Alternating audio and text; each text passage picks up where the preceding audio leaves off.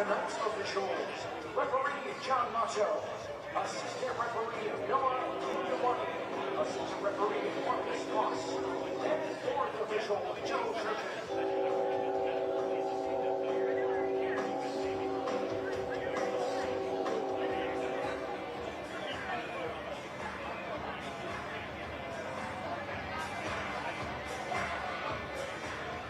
Time now to meet tonight's starting lineups. First four, Loudoun United FC. Captain, number 12, Andrew Swindrich. Goalkeeper, number 23, Hugo Haru. Number 3, Keegan Tinney. Number 4, Thomas McCabe. Number 5, Giannis Dillon. Number 6, Kwame Owua. Number 10, Warren Molo. Number 11, Abdelatif Abukara. Number 15, Riley Victoire. Number 16, Cole Turner. And number 17, Pedro Santos. Loudoun United are led by head coach Ryan Martin, with assistant coaches Victor Funcha and Jack Stefanowski.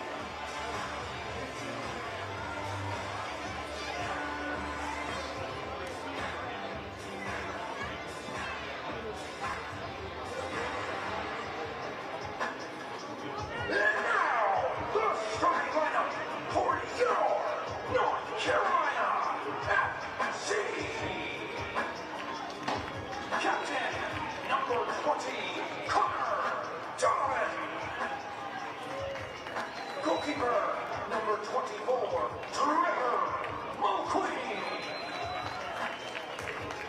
Number 4, Justin Blue. Number 9, Lex Anderson. Number 10, Jaden Cervena. Number 11, Patrick Berger. Number 13, Louis Perez. Number 17, Colin Morton. Number 19, Ahmad Alcock. Number 55, Tristan Hodge. And number 71, Jason Quintanilla. And CFC are led by head coach John Bradford and assistant coaches Andrew Sheck and Mike Legetti.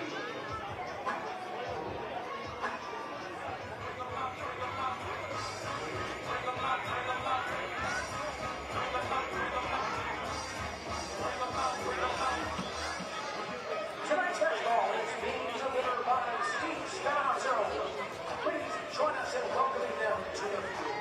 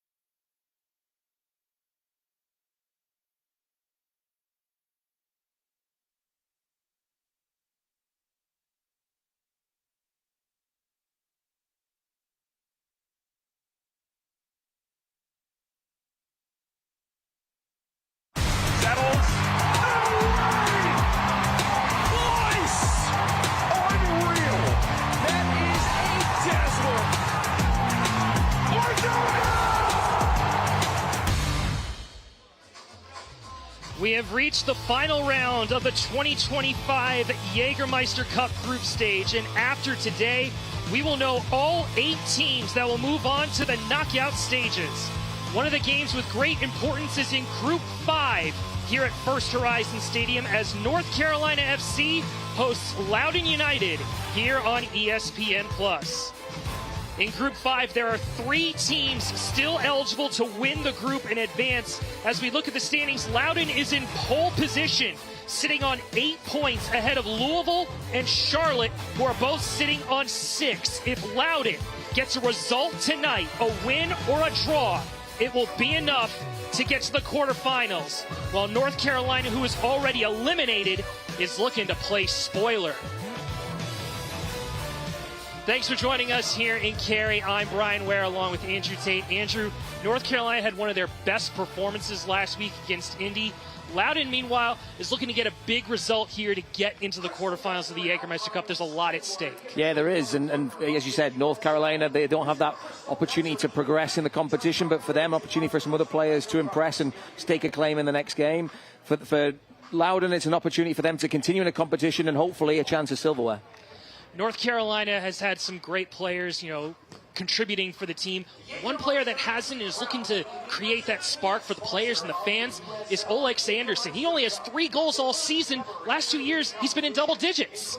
Yeah, Olex Anderson Jr., he's looking at a ratio right now of sort of 1 in 4. And the last couple of seasons, he's put up 30 goals in 65 appearances, so almost a goal every 2 games. But the 29-year-old St. Vincent and the Grenadines International, he's performed well this season, hasn't had the stats to show it. He'll be trying to open his account today and really finish off the season in fine form. Loudoun United has had a stout goalkeeper all year, Hugo Farou, the Frenchman. If he comes up big, Loudoun can pull off an upset here today. Yeah, 28 years old, really kind of in the peak of his career at the moment. And when he plays well, Loudoun tend to get the result that they need. Really agile, really good at shot stopping. And he's a player today who will want to keep Olex Anderson Jr. off the scoreboard and hopefully guide his team into the next round of the Jägermeister Cup. One of his big performances in the Jägermeister Cup was against Louisville City. A player for North Carolina that had a great performance last week, was named to the USL Championship Team of the Week, was Luis Perez. He is starting, and we'll have the lineups and the kick next on ESPN+.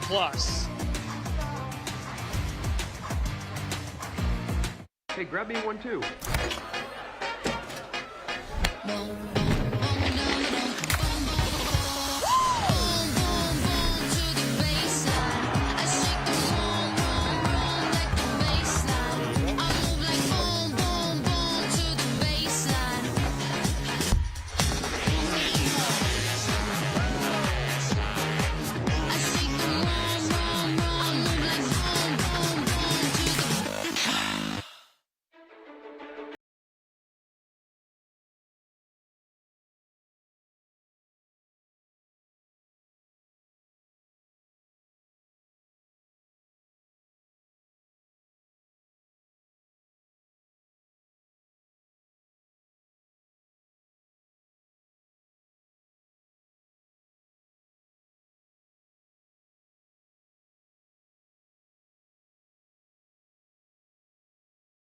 It's tough these days to find healthy and fast, but at Alpaca, you'll find both. From our all-natural charcoal-fired chicken, cooked using Peruvian spices, to our made-to-order dishes like arroz chaufa, with sausage, chicken, or completely vegetarian, we have something for every diet. So take a break today. Come in or find us online for catering or to place a pickup order. Family-owned and local. Make it a Peruvian night. Make it Alpaca. With a family like that to take care of, the 2 of you have your hands full. At WakeMed Urgent Care, we're everywhere you are, so getting the care they need when they need it couldn't be more convenient. Soccer star?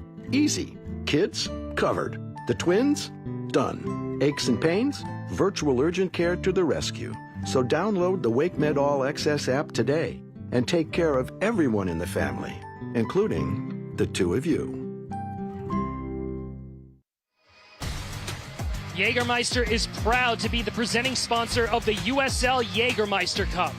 Take a shot at glory and celebrate the magic of this exciting tournament all year long. Please drink responsibly. We get set for match round 4 of Group 5 here in the USL Jägermeister Cup between North Carolina and Loudoun United. Brian Ware and Andrew Tate alongside with you. Andrew, let's get to the starting 11 for John Bradford and North Carolina FC. They make 6 changes from last week. Yeah, and all 6 of those players from the 11 last week that drop out, they're on the bench. So they've got joint top scorers Evan Conway and Pedro Dolabella waiting in the wings if they can't get it done earlier in the game. Big start for Jason Quintanilla, just 18 years old, making his first professional start. You've got a couple of minutes off the bench in the Open Cup earlier in the season, but 18-year-old player, academy contract, great opportunity for him today.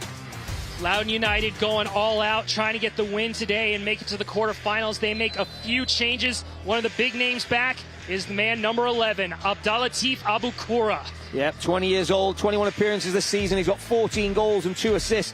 Absolutely massive return for him. His last game was in June 28th, so to have him back is huge. With 3 changes, Nyman Karamoko dropped to the bench. Notable absentees, Leggett and Zach Ryan. There you get a look at head coach Ryan Martin. He is coaching his 200th career game as head coach of Loudoun United, being the head coach in the middle of 2019. There you get a look at John Bradford. He just had his 150th game as head coach of North Carolina FC a couple of weeks ago. And this is going to be a competitive game because in the league, in the USL Championship, both of these teams are neck and neck. A point separates the two in league form. But in this game, North Carolina in blue, Loudoun in red.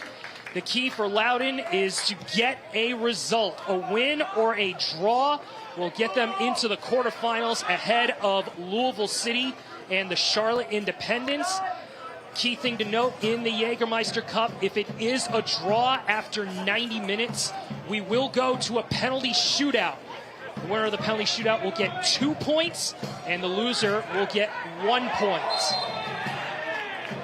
Our referee today is John Matto, and he instantly whistles a handball on Pedro Santos. Luis Perez wanted to play it quickly and get the ball back and catch Loudoun United off balance.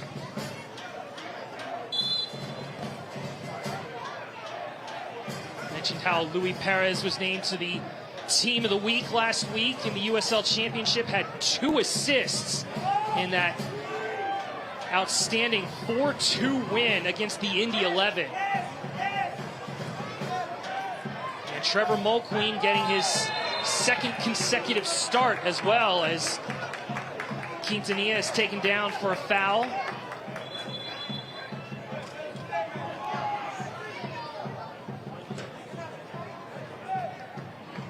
Welcome to the Jägermeister Cup there. Jason Quintanilla gets a nice neck to the back of the, gets a nice elbow to the back of the neck. But one of the players dealing with some bother is Patrick Berner, not holding his left arm.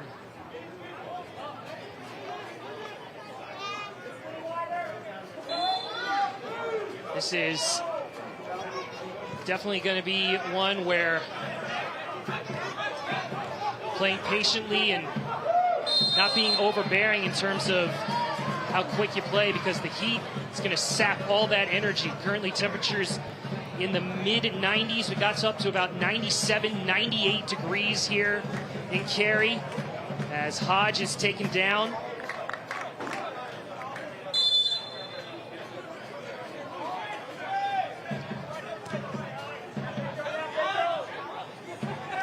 There's Cervania, who had an excellent game, scoring that highlight goal.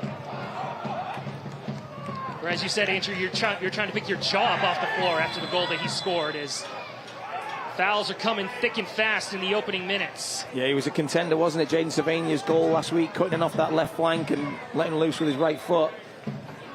It was a contender for goal of the week. I cast my vote, Brian. I don't think it went anywhere, to be honest. I think there was another winner, but there's some really good goals last week across the championship.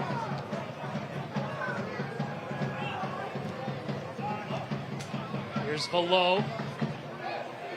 Sending it to Abukura. And now Skundrich splits the lines. Here is the Egyptian trying to put in a spot for Owua, but too far out in front. Abdulatif Abukora hadn't played the last couple weeks. Weren't sure if it was an injury related or if it was just getting some rest. Possible, we're in the summer transfer window, and obviously with a young player, as you said, 20 years of age, topping the USL Championship in goal contributions. In terms of his scoring prowess, there's definitely might be some teams possibly looking at him. Yeah, if they're not, I'd have to ask why. Yeah, there was rumours were starting to circulate, weren't there, as to exactly where Abdulatif Abukora was. Was he injured? Was there a potential transfer in the offing? So for Loudoun supporters to see him back in the lineup today to try and boost their chances of getting into the next round of the Jägermeister Cup, really, really positive for them, not just in this competition, but also in the championship as well. Yeah, he started off hot, scoring in the first 2 games against Birmingham and North Carolina here in early March. He's had a couple braces against Rhode Island and against Detroit City. And is currently tied atop in the league standings with Cal Jennings, 11 in the USL Championship. Perez picks off the second ball, but Loudoun try to get back on it. As Martin steps in front, and Quintanilla finds Cervenia in open space. It's kind of surprising in terms of the warm-ups. Loudoun United did not come out to start warm-ups until there was less than 20 minutes. The outfield players, obviously the heat is probably a factor. I don't know what. I think what thoughts went into Ryan Martin and his technical team and his medical staff in terms of the right amount of time to warm up. We'll see how Loudoun play in this opening 45 as Below slops it to Bitois. Great defending by Justin Malou, clearing it off the line.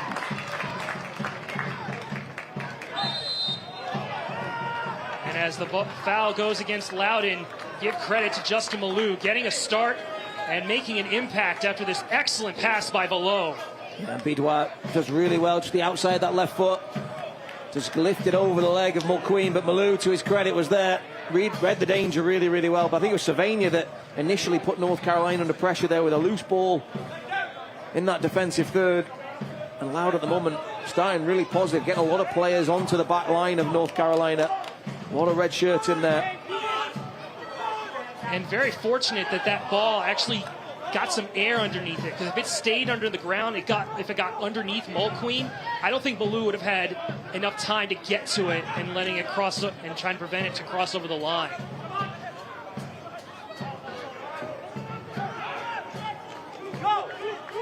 There's Skundrich over to Abukora. He's got Owua in support. Just touching on your mention of the abbreviated warm-ups, North Carolina about 30 minutes, Loudoun about 20. As coaches, you're always trying to figure out what's going to set your team up for success on the day, but I'm really impressed with the intent of Loudoun early on. You can see they want to come out here and really set the tone, get on the board against this much changed lineup for North Carolina, especially when they haven't had a win in 6 games. They know that confidence-wise, you want to get that first goal and then go from strength to strength. Referee John Maddow giving a final warning to Colin Martin. A lot of aggressive contact between the two teams in these opening minutes. The USL on ESPN2 winds down July with 2 conference matches between teams fighting to stay in the playoff race. On July 29th at 7 p.m. for an Eastern Conference matchup between Pittsburgh Riverhounds and Miami FC. And then on Wednesday, July 30th at 10 Eastern in the West, Orange County takes on Phoenix Rising, all on ESPN2. Bitois battling with Donovan. He's got the captain's armband, and Donovan was pretty good last week as the cross from Tingy stings the palms of Mulqueen. Connor Donovan, him and Bryce Washington have been battling for that sweeper center back spot. And I think Donovan did quite well last week against the Indy 11. Absolutely, yeah. I mean, he's a veteran player, great experience, and a player that I think we expected at the start of the season to really be in that back three week after week. So it's a credit to some of the players, the likes of Bryce Washington, Finn Sundstrom, that they've kept Connor Donovan out of the lineup, because he has, by all accounts, according to Joe Bradford's been training really, really well, but he's got a plethora of riches back there at the moment. Coming back to North Carolina after the mistake made. Loudoun trying to pounce. And Below's opportunity goes skyward. But give credit to Loudoun United. They are really attacking this back line with the two changes they made of Malou and Hodge. Head coach Ryan Martin has to be happy with his team's intent in the opening 10 minutes of the game. Loudoun playing their 24th game in all competitions. They made it to the third round of the US Open Cup, losing to Louisville City.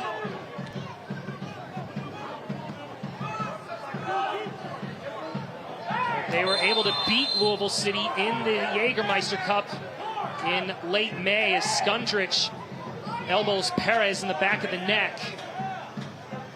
And I think this is getting to the point where referee John Maddow, if the fouls persist, he's going to be pulling out cards soon. Yeah, it's been very stop-start during this opening 10 minutes or so here. There's not a lot in that there, but clumsy. Once that arm's back there, the elbow, the point of it in the back of the neck. Louis Perez had 2 assists last week against Indy, now up to 5 on the season, as Burner finds Cervania, who's drifted all the way to the far side, and now he's taken down. And it's going to be a free kick for North Carolina. Yeah, just to be clear, that's the left wing back there, Jaden Cervania, popping up on that inside right channel. We know him as an attacking midfielder from his youth days and earlier days here in North Carolina, but they're given a license and freedom to go and pick up the ball and get involved. And Jaden Cervania, for those of you that know him, he's one of the most foul players when he's on the field, and there wins a good set-piece opportunity for his team. Cervania started his career at the Birmingham Legion. He's done quite well now in his second season with North Carolina, as Louis Perez will look to loft this ball into the box. He does have a knack to sometimes take it himself. This time it's to the far post. Good header by Tingy to clear it. And now Loudoun under some pressure by Martin. Now the right back, Keegan Tingy, will find Bidois. There is Awua trying to slip it for Santos, but he's flagged for offsides. That's going to be a battle all game along there, I feel, Brian. That high line of North Carolina, and then the amount of bodies that Loudoun are putting onto that back line. Either going to get caught out once or twice, which could be deadly for North Carolina, or it might be a frustrating evening for the visitors. And what's going to be important is which team can get that first goal in the game. In terms of the season, North Carolina has only won 1 game all year when they've conceded first. Loudoun, meanwhile, have won 5.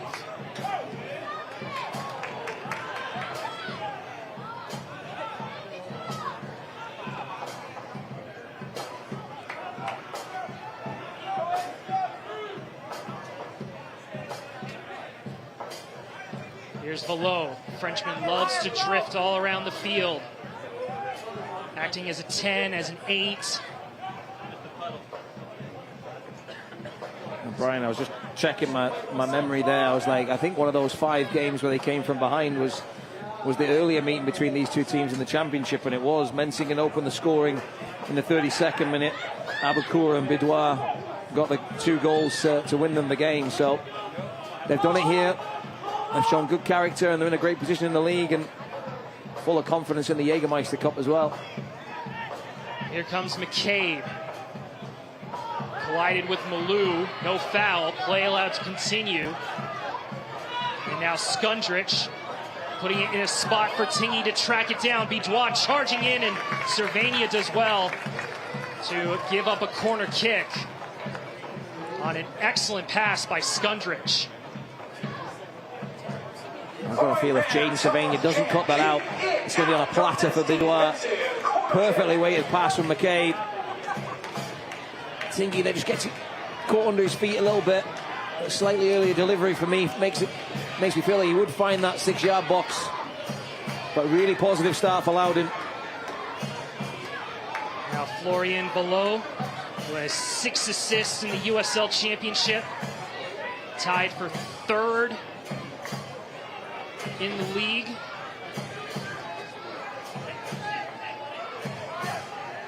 Loft this up. Foul committed by Giannis Learman. That'll be a free kick to North Carolina. Select is proud to be the official match ball supplier of the USL Championship. From the Academy to the big leagues, Select is there every step of the way. Visit us.select-sport.com for the latest Select products, specials, and more. Select, the player's choice.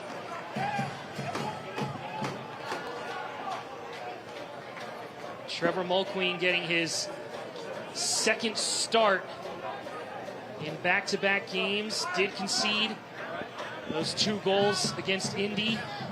1 late in the first half, 1 late in the second half. But the way North Carolina played, they didn't have to rely too much on Trevor Mulqueen, but he came up big in their win earlier in the Jägermeister Cup against the Richmond Kickers. Especially after Adam Luckhurst scored the goal in the 82nd minute. He had a spectacular diving save to his left 4 minutes later. That kept the score at 1-0 and gave them the win and the clean sheet. Alcock's pass gets away from Cervania. Now Skundrich controls it for Loudoun. Here's McCabe. Trying to go over the top to Santos. 2 in the box as the cross comes in. Great back header by Malou against Abukura. He was there in waiting. And now Olex Anderson 1v1 with Giannis Learman. Excellent challenge by the Frenchman against the St. Vincent and the Grenadines center forward. Yeah, I think that's the first time we've said his name, Brian, which tells you how quiet he's been so far. But this was the opportunity for me. If he takes a heavier touch there and pushes it into space, for me, Learman's in a whole world of trouble there. But the centre-back does really well to chaperone him and get rid of the danger. Learman's been with the team now. This is his 3rd year. Played 5 years of college soccer, 4 at UCF and 1 at Pitt. He was an All-American down in Orlando.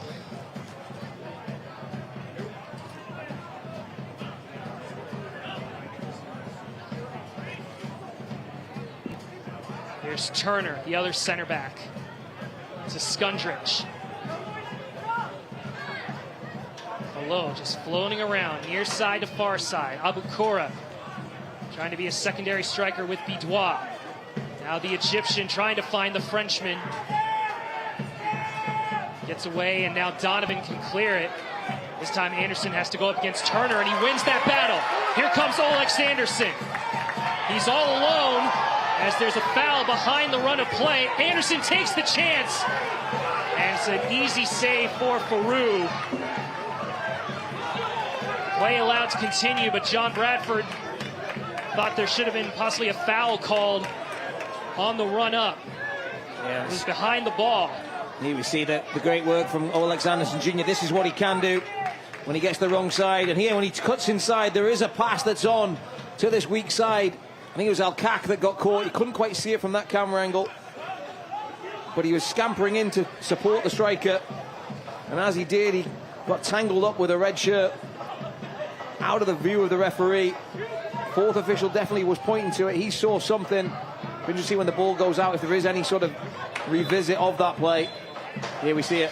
Yeah, there is a revisit, and it looks like a card is going to be brought out to Keegan Tingy for that foul behind the run of play. The fourth official, Joe Sergin, referencing it to John Matto, and now Ryan Martin asking for an explanation of why that call should have been a yellow card.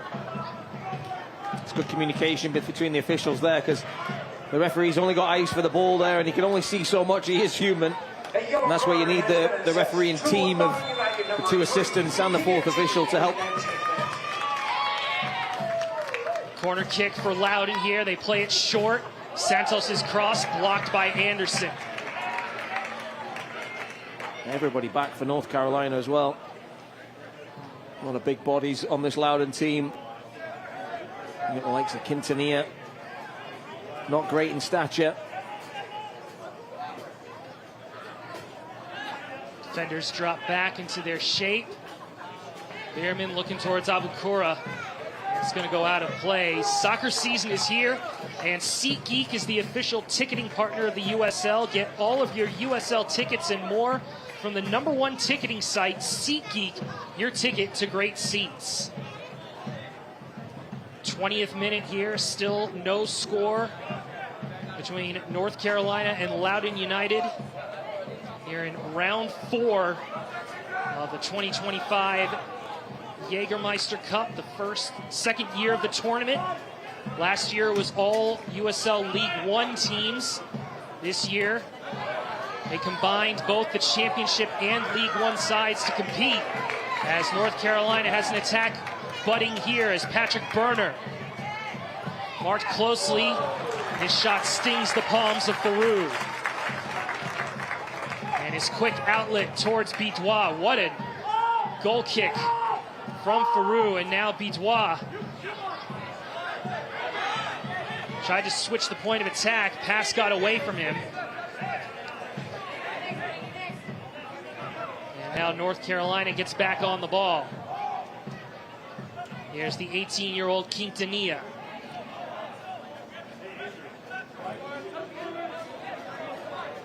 Quintanilla, one of the Academy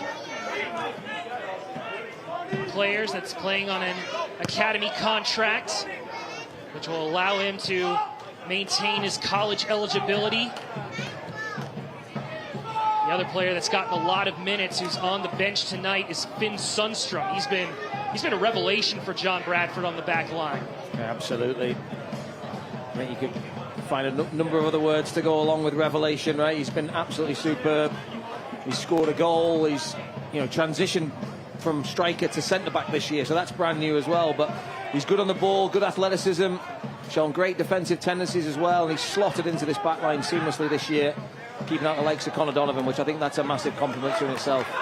Below keeps it alive, and now Tingy trying to find Bitois, and Mulqueen able to sweep it up. And now Hodge looks towards Anderson. Not the best pass from the defender, Tristan Hodge. Out of the Trinidad and Tobago. New signing in 2025 after playing the last couple seasons at Hartford.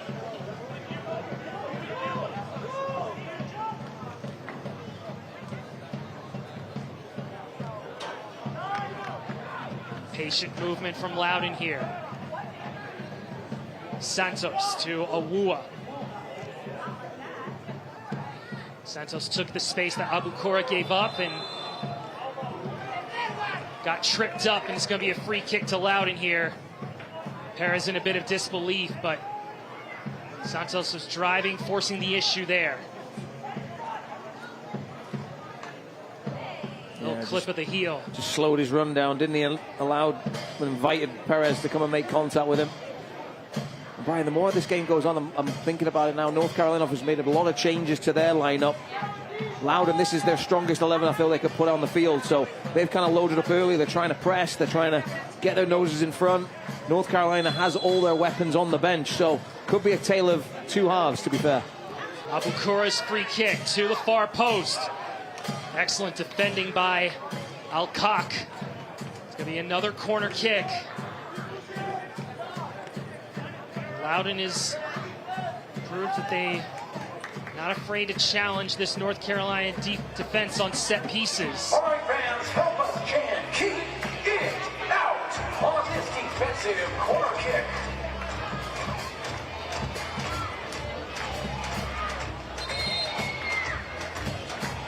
Cervania having to take a couple steps back.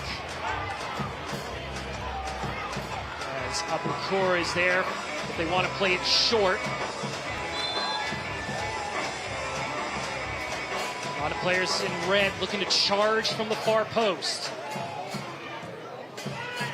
Comes in towards the 6, and I think one of the Loudoun players was surprised by that header.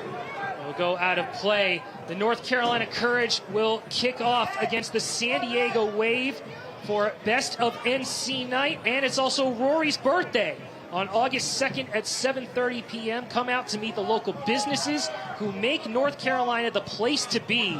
Tickets available at tickets.nccourage.com.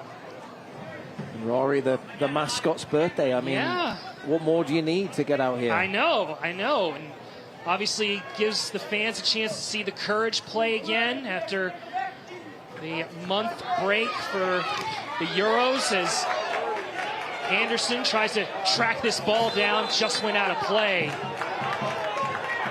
Currently the NC Courage sitting just outside the playoffs. I feel it's a big second half of the season for them. I feel they're taking a little while to bed in some of the new signings and really settle into a rhythm, but I feel that they're just getting ready to turn the corner and get those results really coming to fruition. Yeah, Sean Nahas feels that his team is ready to make a surge up the table with, you know, those underlying numbers that head coaches always seem to look at. With, you know, when they study the tape, talk to their performance teams, talk to their data teams. He says, you know, new players have starting to get used to the system, and hopefully it's full steam ahead for the second half of the year. And they got a big opponent in Jonas Ideval's San Diego Wave, former Arsenal manager. Here is Quintanilla. Out wide to Burner. He's got Cervania in the box. Anderson trying to go with a late run. Instead, Martin goes back to Malou. Now Perez. Here is Hodge. Cervania now comes to his wing-back position. Pass kind of gets away from him. So he's trying to find Perez. And McCabe calmly finds Farouk.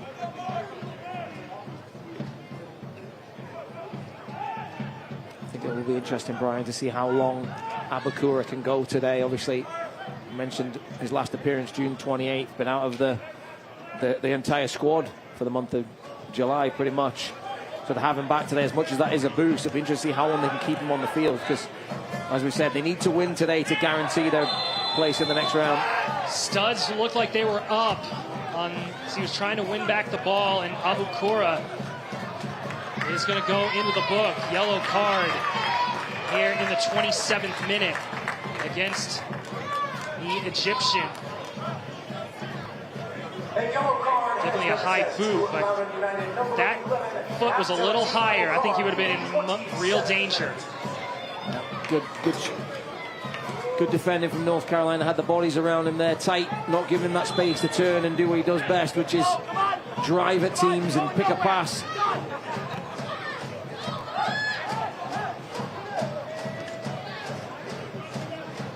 This is the 7th all-time meeting between North Carolina and Loudoun United. Loudoun leads the series 4-2.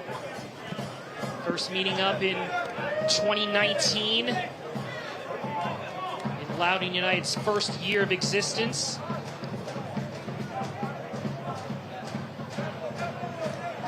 Played a few times, and then when North Carolina went down to League One, they met in the 2023 Open Cup, playing that game in Virginia. They split games in 2024 when North Carolina came back to the championship. And now this is the second time they are playing this year, with one more to go up in Leesburg, Virginia at Segra Field.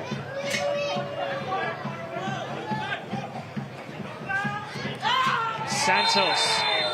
Cervania plows into the back of him, and he's instantly put into the book.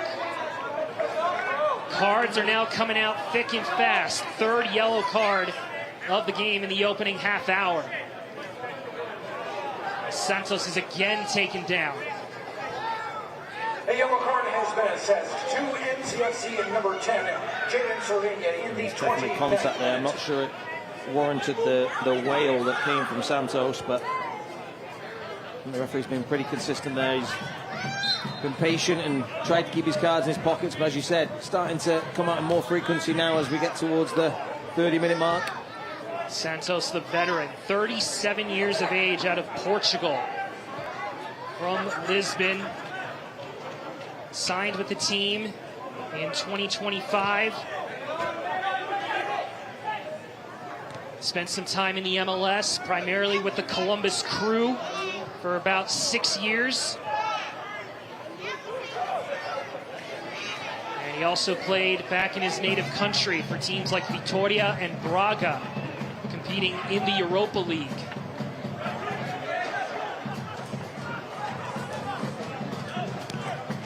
Here's Tingy. Skundrich. Tingy showed too much of the ball as Hodge clears it. Cock tried to hit it off a player and get a throw. Instead, it stays in, and it goes all the way back to Peru.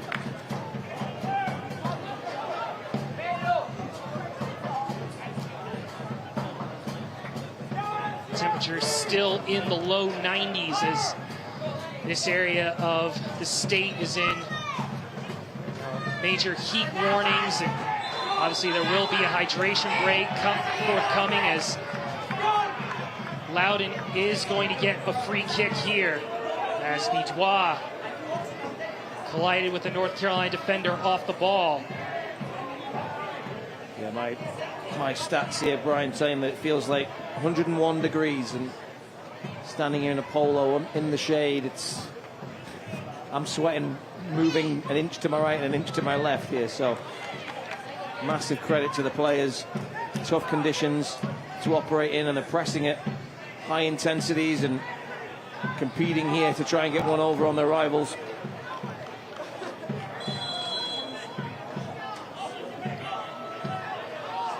Looks like it's going to be on the foot of Florian Valot. Again, Alcock with the defensive header, and the second effort from Santos goes into the Oak City supporter stands, and it looks like the hydration break will commence now. Here in the 32nd minute, no score between the two sides. Both goalkeepers haven't been troubled all that much. A couple of strikes have stinged the palms.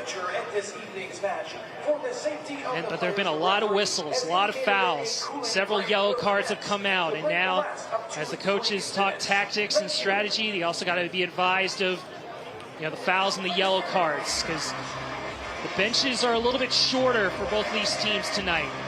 Yeah, but I think the one difference for me is how loaded the North Carolina bench is.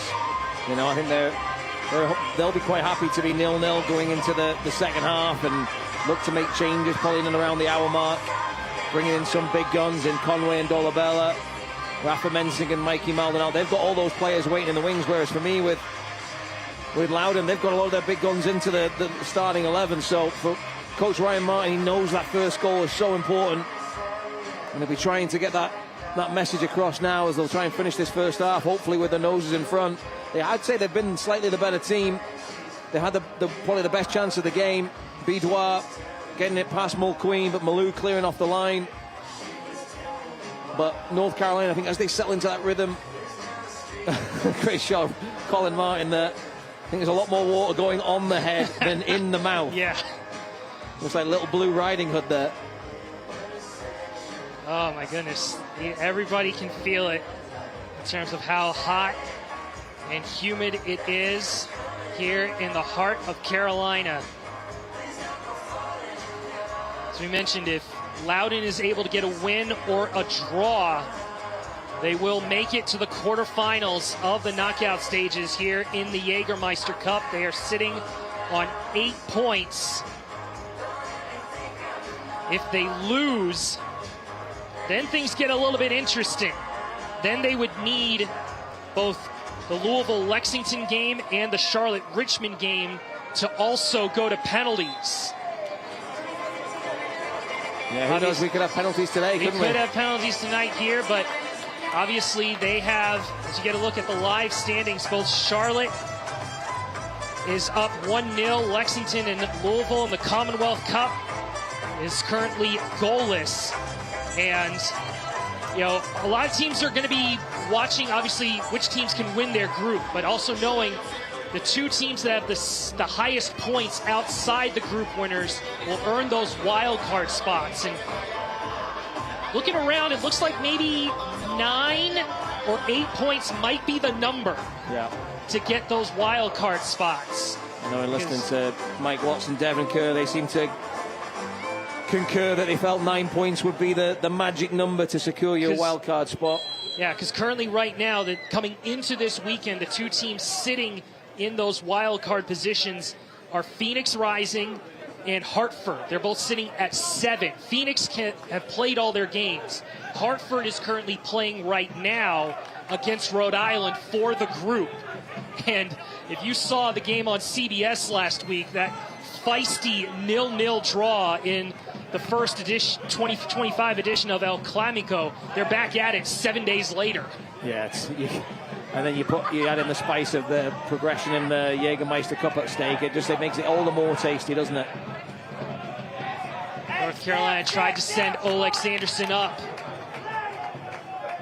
Well, that's it, Brian, as you talk through all the different permutations of what could happen today. I mean, a point could be enough for Loudoun, couldn't it? Even if it's a loss on penalties at the end of the 90 minutes.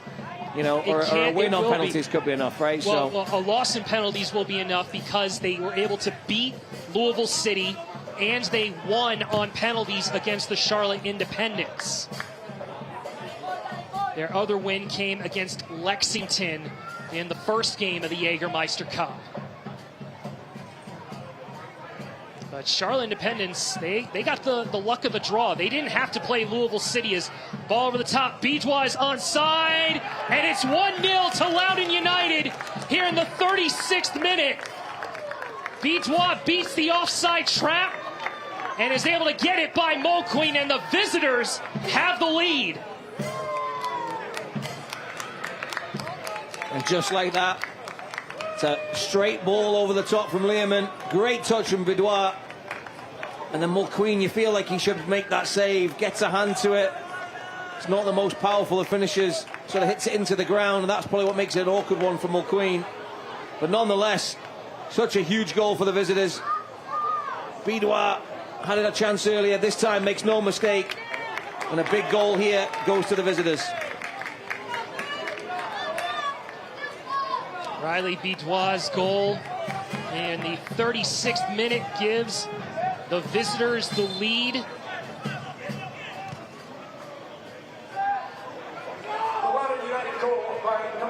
And now North Carolina has to play from behind for Bejois. It's his first goal in the Jägermeister Cup.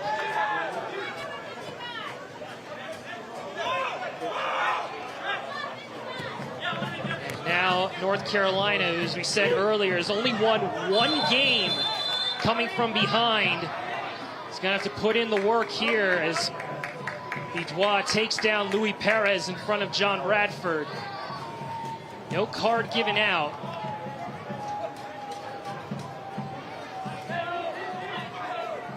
As North Carolina has their work cut out for them here.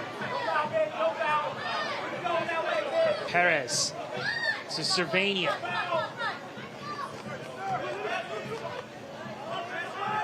He's kept it alive, and so does Hodge. Meg's the defender. Now Alcock trying to cut it for Anderson. Good defending by Loudoun United's Giannis Learman. North Carolina wins it back. Alcock trying to get around Tingy towards the far post. Awuah clears it only as far as Perez.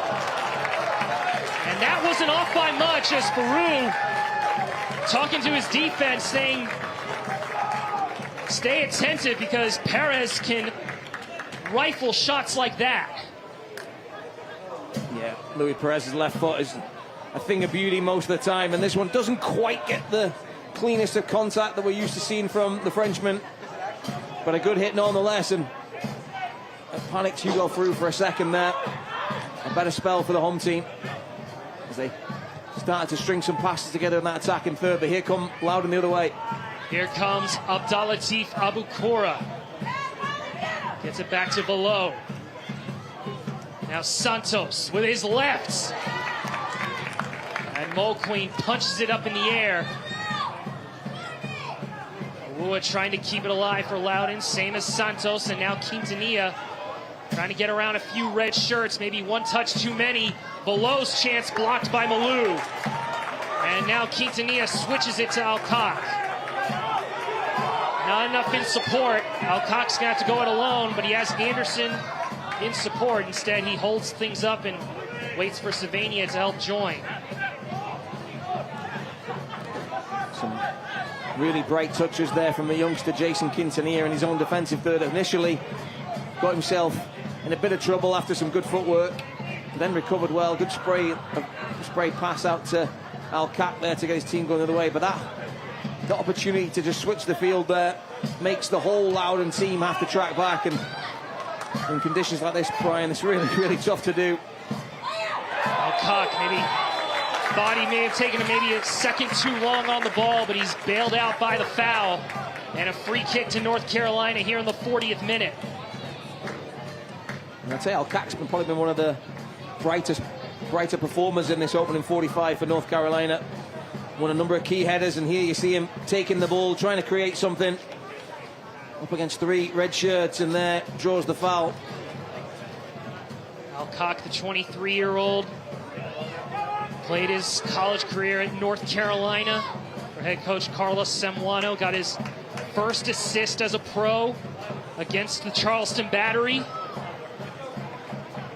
And had 6 goals and 5 assists in his career for the Tar Heels. He's standing over it, as well as Luis Perez against the 3-man wall. And Hugo Farou. It is Perez, and it's blasted off of below as referee John Matos sees a foul.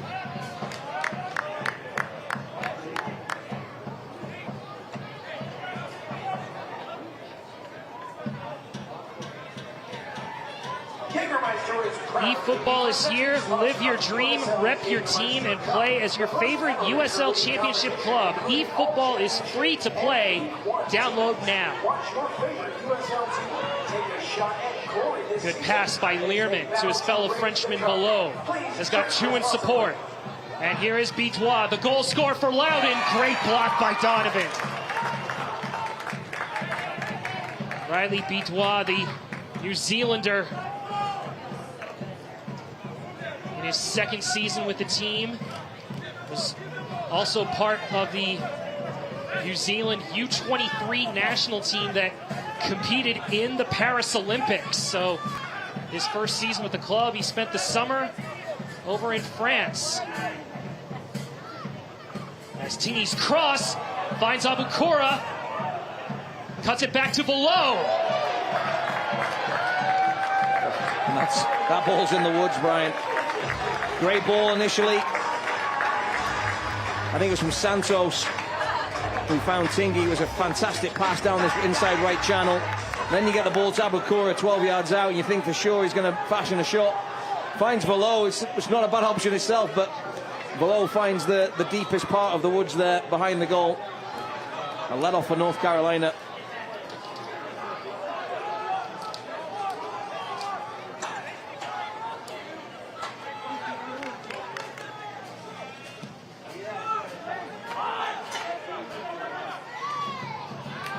Quintanilla held up by Turner.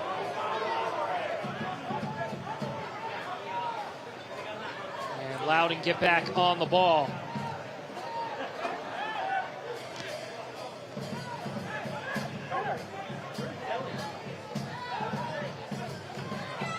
Donovan steps in front of the pass, and Anderson taken down by McCabe.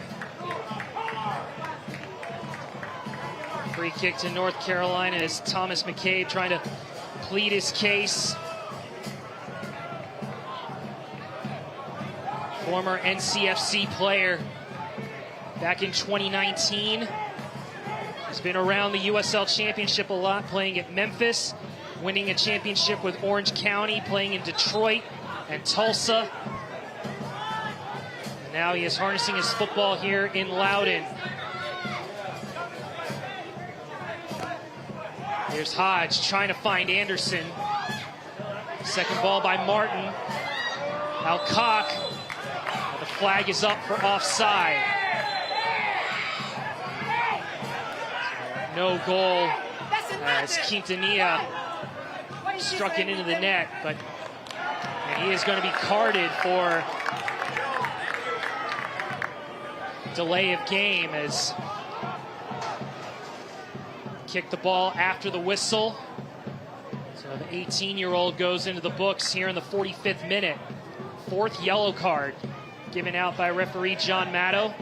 A yellow card has been assessed to NCFC number 71, Jason Quintanilla, in the 45th minute. We will see soon how much stoppage time will be added here at the end of this first half.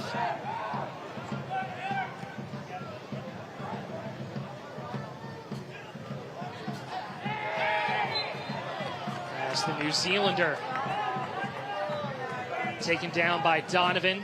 It's going to be a free kick, and the fourth official has registered that there will be a minimum of 3 minutes of added time presented by Town Properties.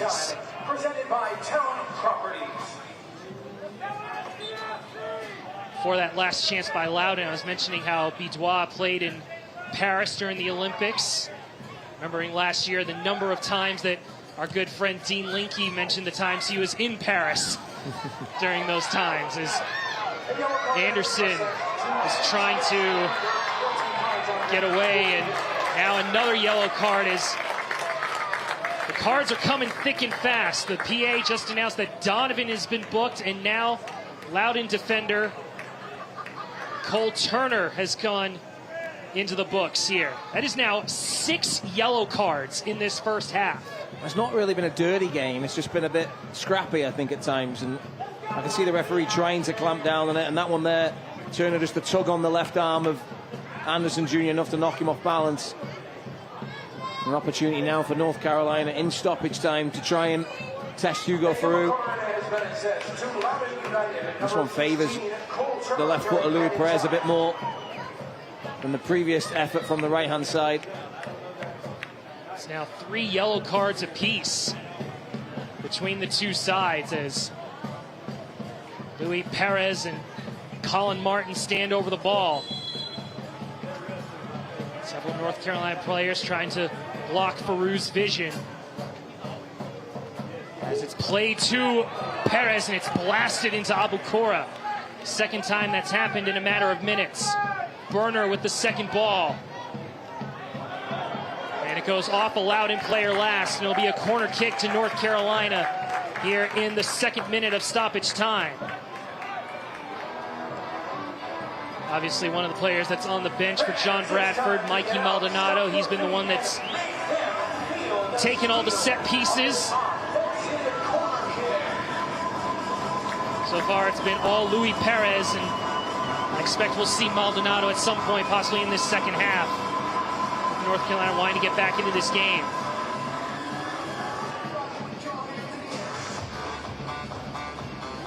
Perez is cornered towards the near post, headed up in the air.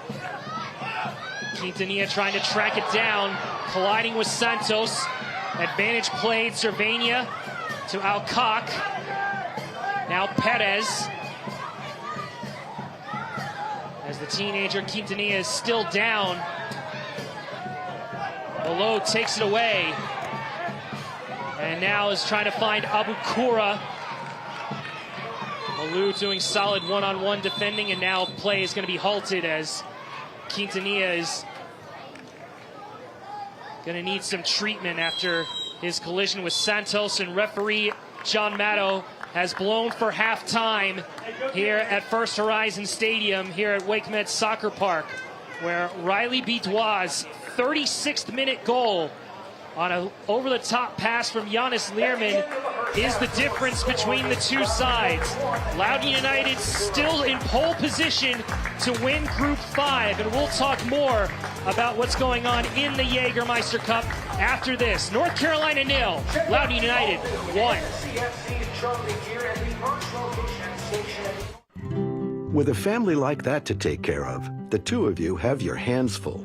At WakeMed Urgent Care, we're everywhere you are, so getting the care they need when they need it couldn't be more convenient. Soccer star? Easy. Kids? Covered. The twins? Done. Aches and pains? Virtual urgent care to the rescue. So download the WakeMed All Access app today and take care of everyone in the family, including the two of you. It's tough these days to find healthy and fast, but at Alpaca, you'll find both. From our all-natural charcoal-fired chicken, cooked using Peruvian spices, to our made-to-order dishes like arroz chaufa. With sausage, chicken, or completely vegetarian, we have something for every diet. So take a break today. Come in or find us online for catering or to place a pickup order. Family-owned and local. Make it a Peruvian night. Make it Alpaca.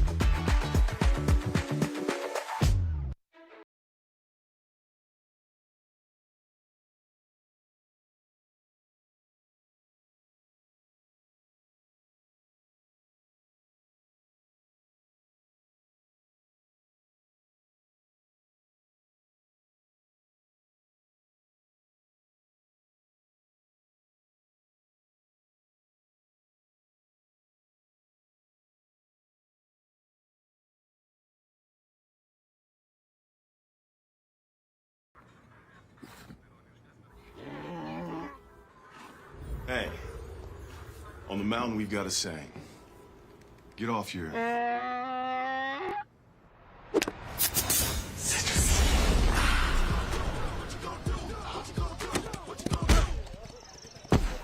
Touchdown! Woo! Mountain Dew! North Carolina and Loudoun United doing battle here in the Jägermeister Cup as the visitors have the 1-0 lead. Brian Ware alongside Andrew Tate. Andrew, we mentioned this is the final round of the Jägermeister Cup here in Group 5. We mentioned that Loudoun is still sitting in pole position, and with this lead right now, they're at the top spot. And if they can hold on to this, they will move on to the quarterfinals. You also got to give credit to the League One side, the Charlotte Independent, sitting second, 9 points. I think that might be enough, especially if the result between Lexington and Louisville stays where it is. Yeah, that'd be great to see a League One team advancing out of group play into the knockout rounds, because that's what you want. I think in the Open Cup, the lower teams, the Championship, the League One teams didn't quite have that success that we've come to expect and enjoy. We always love the underdog, so full credit to Charlotte, and hopefully for them they can hold that spot. And this is an important thing, because as we get to the next graphic here, last week was the quarterfinal draw, and the teams that will host Group 5 versus Group 1. Group 1 is out in the West Coast. The West Coast team might have to come here. Group 4 division, that's the Northeast. They'll host one of the wild card spots. Team in the Southeast, Group 6, will host one of the teams in the Central in Group 3.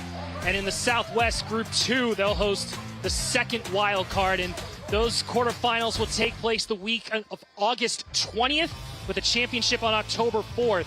And to hear more about the Jägermeister Cup, we have this special video package for you. We'll have more on the other side of this break.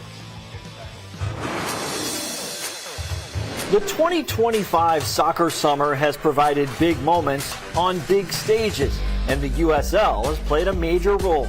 June's CONCACAF Gold Cup included a dozen current players from USL clubs, 9 from the Championship, 3 from League One. 7 of those players logged a total of more than 1,000 minutes.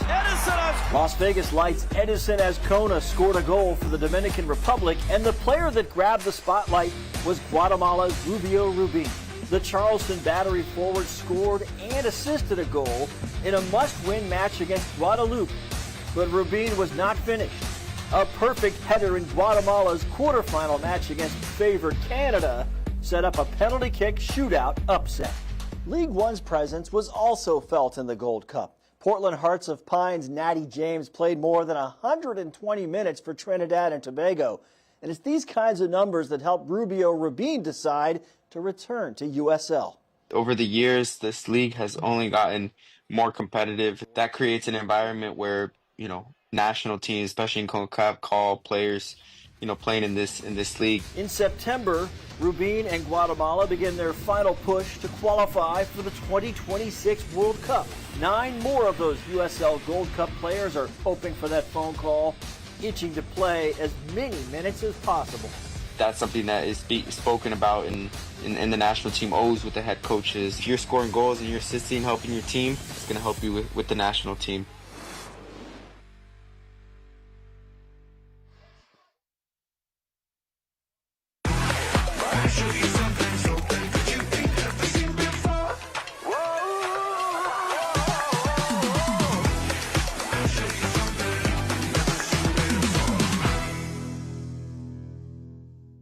Whoa, termites can eat a pound of wood a day.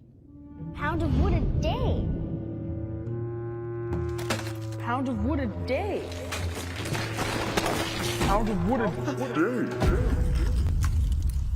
What's wrong, Daddy? Daddy? You okay? Keep termites out of your home and your head with our premium guarantee that covers up to $250,000 in new termite damage. Before panic shows up, Terminix it.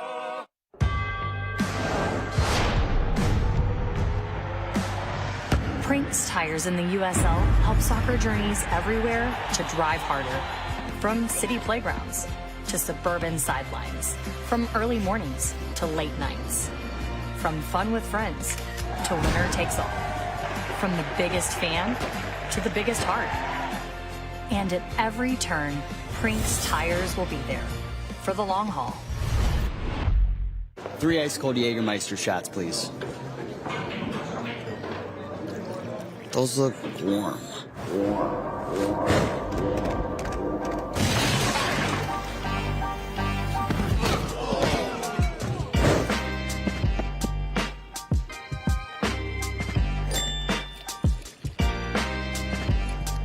Serve it cold or don't serve it at all. Jägermeister. Damn, that's cold. 3 up top and not 2. Take a 2-1 Hartford. Hands home at the back post. The Kings of Chaos strike again. With a family like that to take care of, the two of you have your hands full. At WakeMed Urgent Care, we're everywhere you are, so getting the care they need when they need it couldn't be more convenient. Soccer star? Easy. Kids? Covered. The twins? Done. Aches and pains? Virtual urgent care to the rescue. So download the WakeMed All Access app today and take care of everyone in the family, including the two of you. This week on USL All Access, El Clamico delivers. We relive the sights, the sounds, and the backdrop of the great arena that was Centerville Bank Stadium in Pawtucket for our inaugural CBS game on site. But now we turn the page.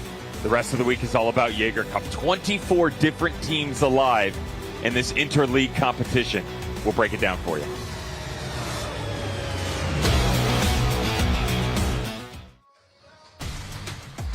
Back here in Cary as we get a look at the Jägermeister Cup scoreboard. 17 games taking place today.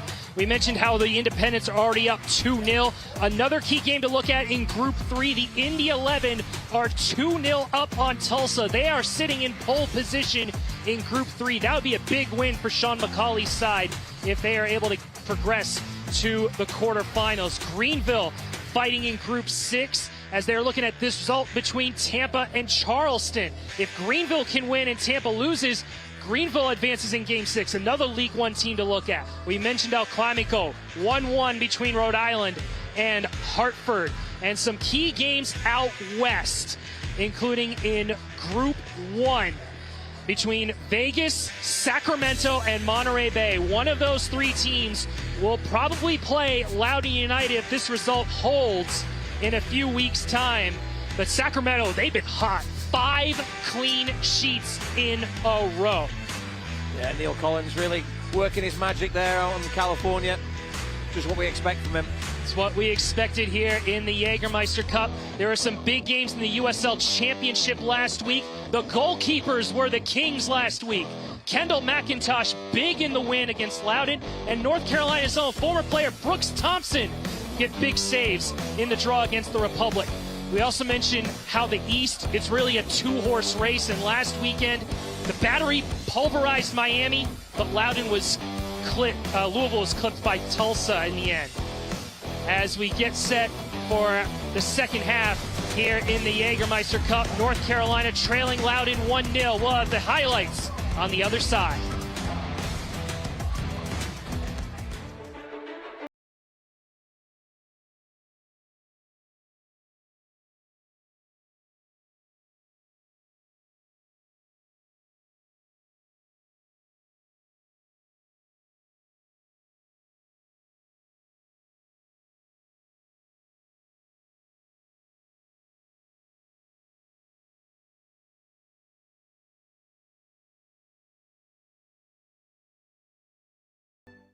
It's tough these days to find healthy and fast, but at Alpaca, you'll find both.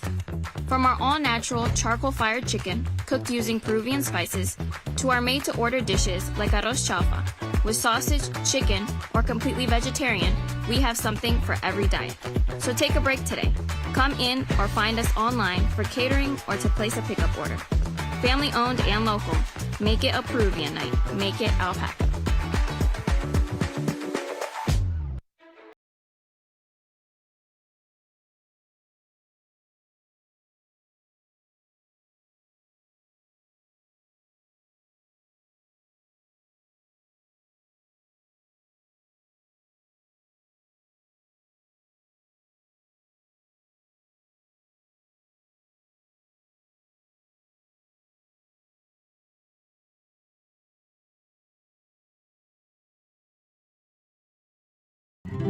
With a family like that to take care of, the two of you have your hands full.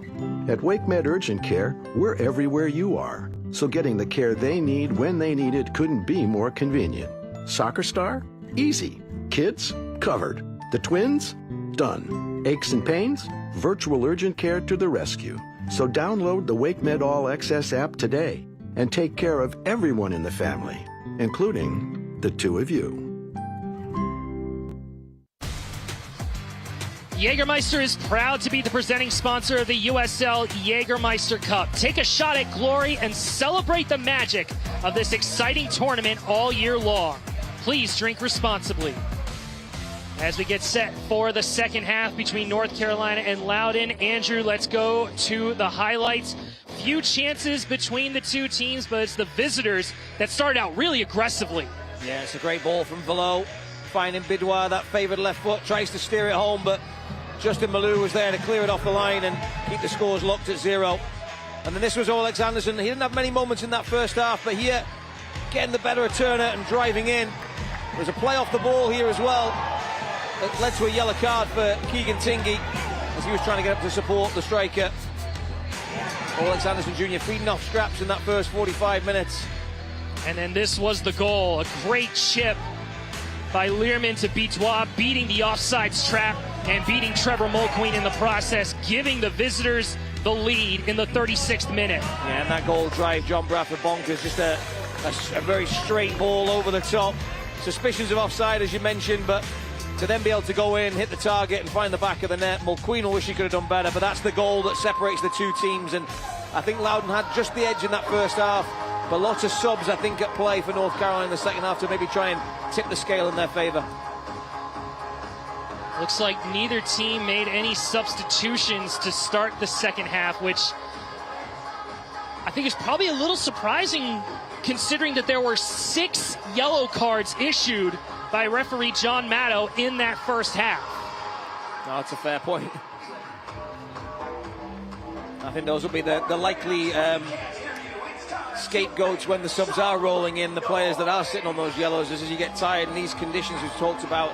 100 degrees is what it feels like here in Cary, North Carolina.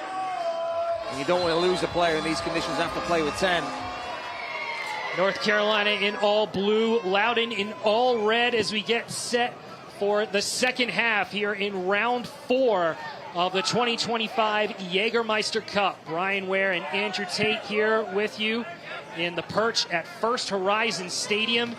It is a warm and hot evening as the temperature is just under 90 degrees, but it still feels like it's 100. And this is the first of several days here in the Southeast where the heat dome is over the entire area. And this is the first of several days that temperatures will touch 100 degrees.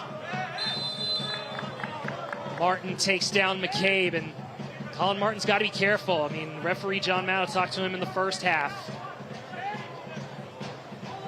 Pleased to see young Jason Quintanilla out there. Obviously, at the end of the first half, we ended the proceedings with him down and injured, and the referee having to stop play. So pleased to see he's back out for the second 45, making his first start. The young NCFC Youth Academy product in his first year as a professional. Oh, giveaway, and Alcock. His chance denied by Hugo Faroux. A golden opportunity for North Carolina to equalize here in the second minute of the second half. And Faroux, usually so comfortable in possession here, just gets a bit casual, and Alcock pounces. And then his shot, a nice height for Faroux, just sticks out that right paw and makes amends for the earlier giveaway. A big chance. Yeah, they've got to watch that complacency there. Haven't won in the last 6 games and got the nose in front now. Luis Perez with the corner kick. It's towards the near post, headed out by a Loudoun defender. Martin drags it down and ricochets off several red shirts. And it's collected up by Anderson, trying to spin away from his defender by 1, by 2. And his cross right into the body of Faroux, and Loudoun finally clear it. Strong defending by Burner against Abukura. Now Quintanilla.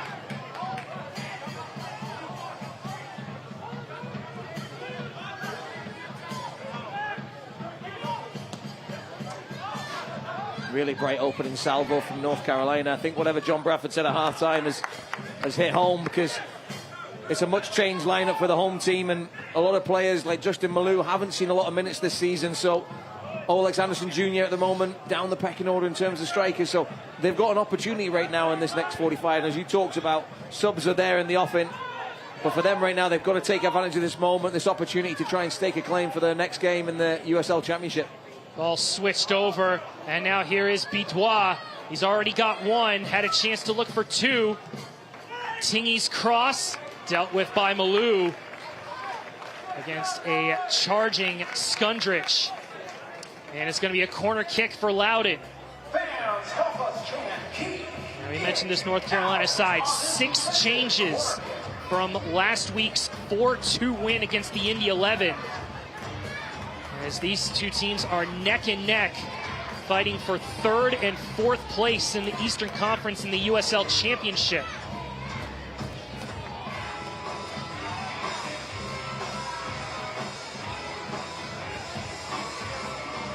Below has Santos in support. As the ball was targeted towards Turner, mishit it, gives it back to Abukura. Now Santos slips it forward.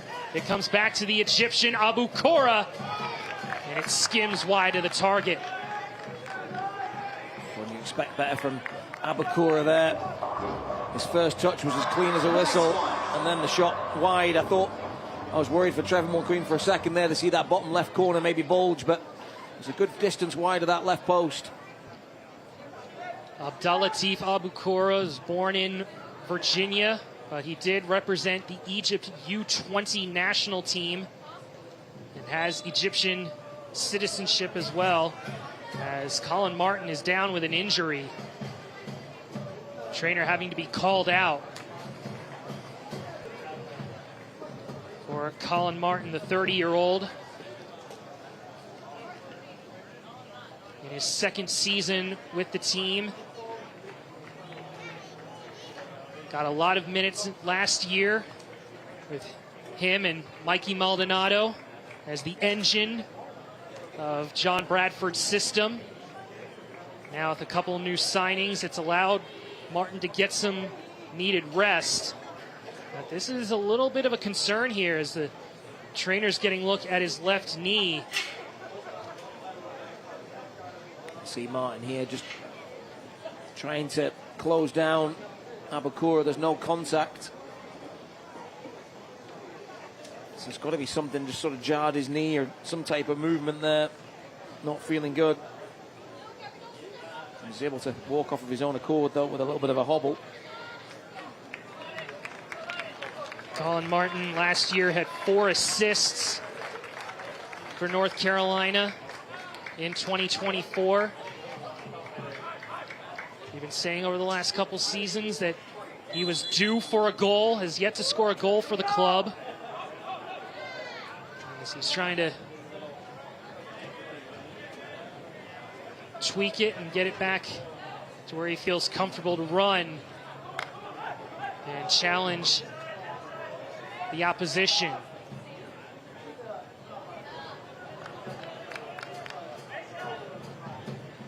Both teams have their substitutes warming up here in this second half as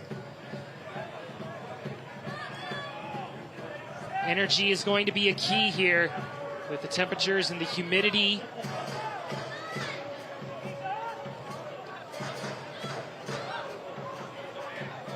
And the right mentality. There is Bitois. Back to Awua. Skundrich had the ball trapped under his feet, and Cervania trying to play Anderson. Anderson tripped up, and this is going to be a red card for the goalkeeper, Hugo Farou. A huge turn of events here at First Horizon Stadium.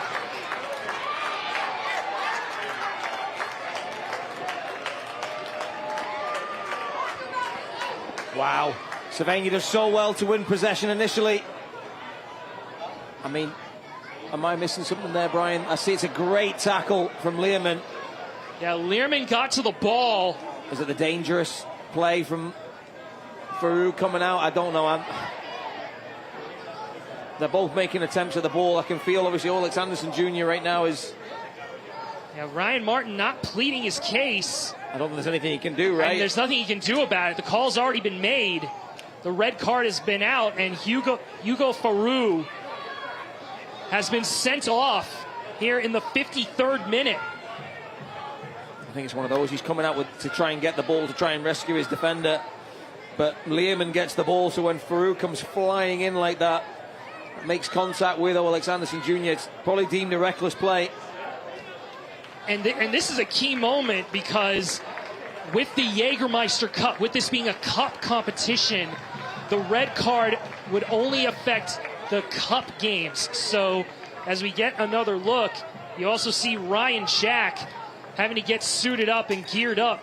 You see Learman getting in front of Anderson, and then the sliding knees. I think it was probably how high he came in his follow through. It's also the speed that both players are flying at, right? Like Alex Anderson Jr. is full speed heading towards him.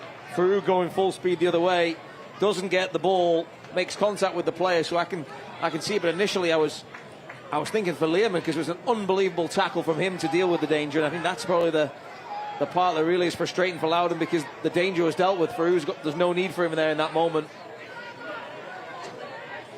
And as I said before the replay, this red card only affects the Jägermeister Cup. So if Loudoun, as we said at the top of the broadcast, if they get a win or a draw, they move on to the quarterfinals.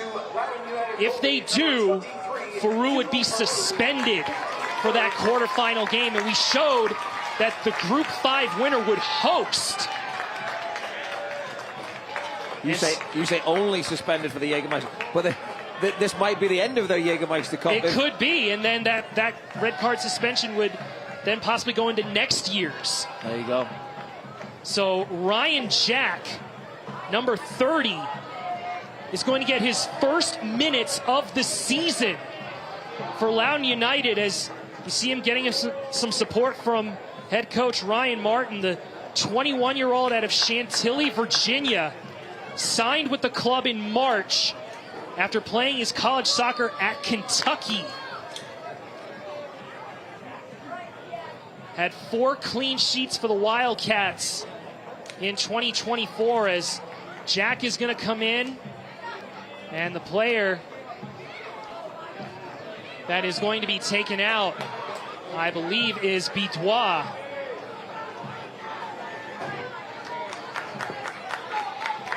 And now Mikey Maldonado is going to come in for Colin Martin as he is going down the tunnel to be checked on. Yeah, and confirmation it is Bitois for Jack. That's a blow because Bitois has been brilliant up there as a target forward. His battle with Connor Donovan really antagonizing one to watch. And it's a big moment because with Mikey Maldonado, he is not afraid to strike the ball on set pieces. In his first action coming off the bench here in the 57th minute. So Olex Anderson standing up. Looks like he's okay after that hard challenge by Faroux that pulled out the red card. And now a 5-man wall in front of the 21-year-old Ryan Jack. Also got a player underneath as well, Abukora, taking that responsibility. As Maldonado and Perez look over it. On John Matto's whistle. It is Perez. And after 2 times hitting the wall, he misses the target entirely. Yeah, you got to make somebody pay for that. Somebody in the wall's got to be brave and take one or test the young goalkeeper there. Massive let off for Jack. Just exactly what he wants to see is just to collect the ball from behind him in the bleachers and take a goal kick. Give him a chance to take a breath here. What a moment for the young man. So now it's definitely going to be interesting to see how Loudoun United play this down a man and taking Bitois out to bring in Jack. As you said, a good target man for those balls over the top. Will this allow North Carolina to get some more comfort on the ball being up a man? Looks like Below is playing that striker position. I think he'll be more of an attacking midfielder. Yeah. He's going to be camped in his own half, I feel, now for the best part of 35 minutes or so here. Especially against 2 banks of 4 that Loudoun United are playing with. Very interesting turn of events for Ryan Martin in his 200th game as Loudoun United coach. As Anderson drives down the sideline, his cross was blocked and Cervania is called for the foul on the push. This is where I think, as head coach John Bradford, I think you've got to kind of look at those players on yellow cards for your team now. Do you kind of sacrifice them a little bit earlier? Because I think the natural tendency of a referee is once you've given 1 red card, whether it's justified or not, there's that part of you, that human nature that kind of wants you to level the playing field at times. So Jaden Cervania, one of those players sitting on a yellow. Got to be careful. The USL on the CBS Sports Network wraps up July with a championship showdown as Eastern Conference Hartford Athletic take on one of the Western Conference top performers, New Mexico United, on Wednesday, July 30th at 8 p.m. Eastern on the CBS Sports Network. A couple of games being played on national TV. One of them in the Jägermeister Cup, Detroit City and Westchester SC on ESPN2 tonight. The other remaining games on ESPN+. Tingy is called for the foul.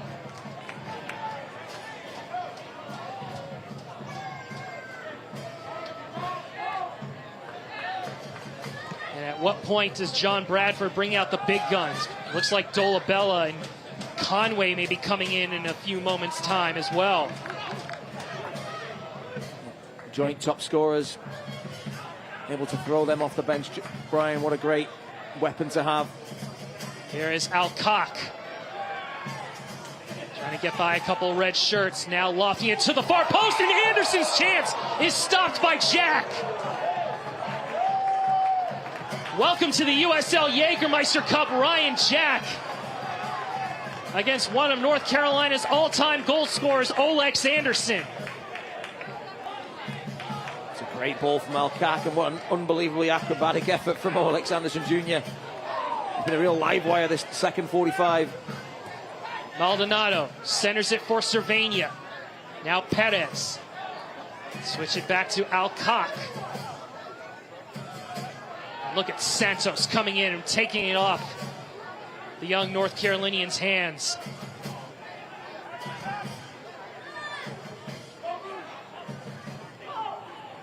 We mentioned the experience that Pedro Santos has, but a mistake in the back could punish Loudoun. Quintanilla finds Anderson, cuts it to Maldonado.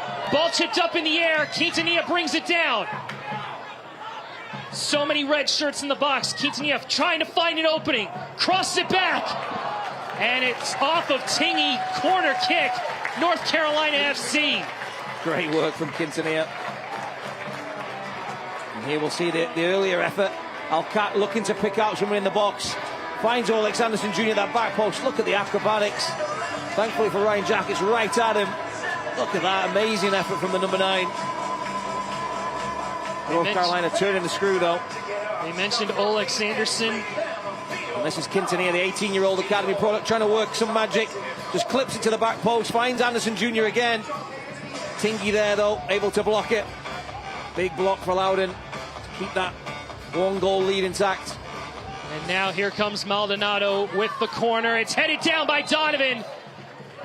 And a foul is going to be called, as there was a lot of tussles inside the 6-yard box. As a player is down for both teams, and one of them for North Carolina is Justin Malou. I think the other might be Giannis Learman. The two center backs did battle. Now it looks like both teams looking over the situation. They've got subs ready to come in as they've entered the final third of this game.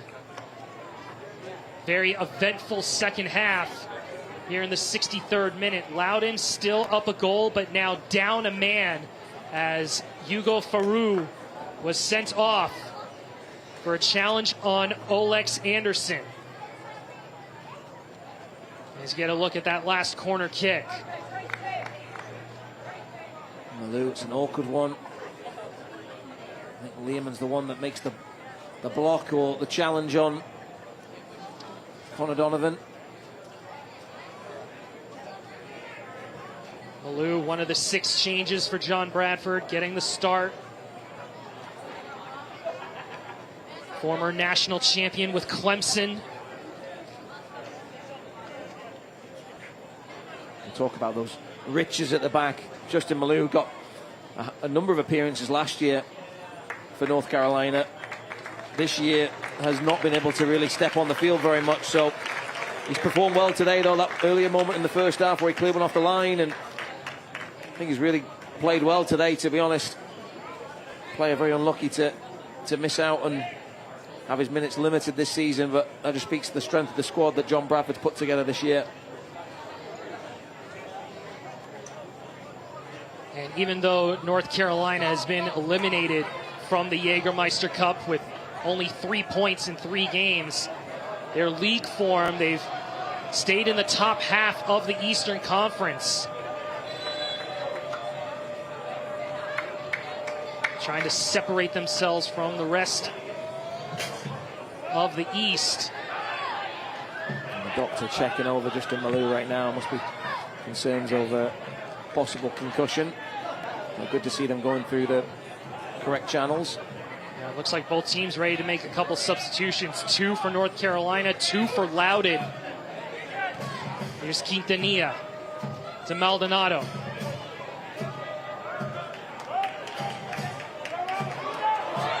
Here's Alex Anderson with a chance, and it's stopped by Jack. Two big saves for the 21-year-old Ryan Jack against Alex Anderson. Almost gave it away. Second time in this half, the ball's been stuck under a player's feet. And that was what got them in trouble in the first place, Brian. It was Sylvania pouncing on a little bit of loose play from Loudoun in the middle of the park, and that's the jeopardy for them. They have no option to go longer into a big man, so they have to play, and that overplaying at times can lead to more problems. So they've got to be careful. Substitutions now coming in for Loudoun United as Ben Mines and Robbie Dambrot will come in for Pedro Santos, as well as Cole Turner. Leaving the game, number 16, Cole Turner. Entering the game, number 22, Robbie Dambrot. Also leaving the game for Loudoun United, number 17, Pedro Dambrot will take Turner's spot in the back. And Ben Mines will move into the middle. Try to be one of those outlets if and when Loudoun win the ball back. And Turner was one of those players on a yellow card, obviously. Alex Anderson Jr. being super active at the moment and looking like he is dying for that goal. He's now had 2 or 3 decent looks. Got to give credit to Ryan Jack for that last save. No nerve shown from the young man. Abukura on the run.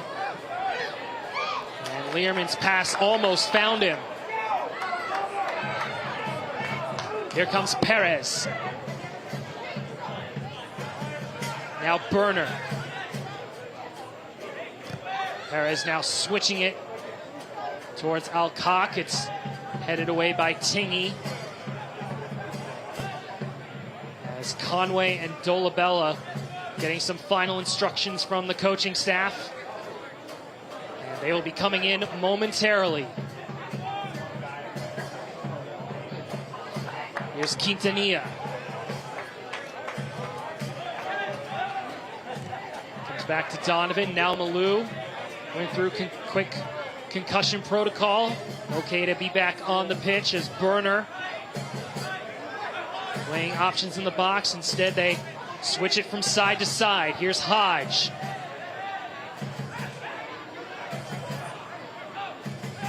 Cervania, Quintanilla, Maldonado trying to touch it for the run from Cervania.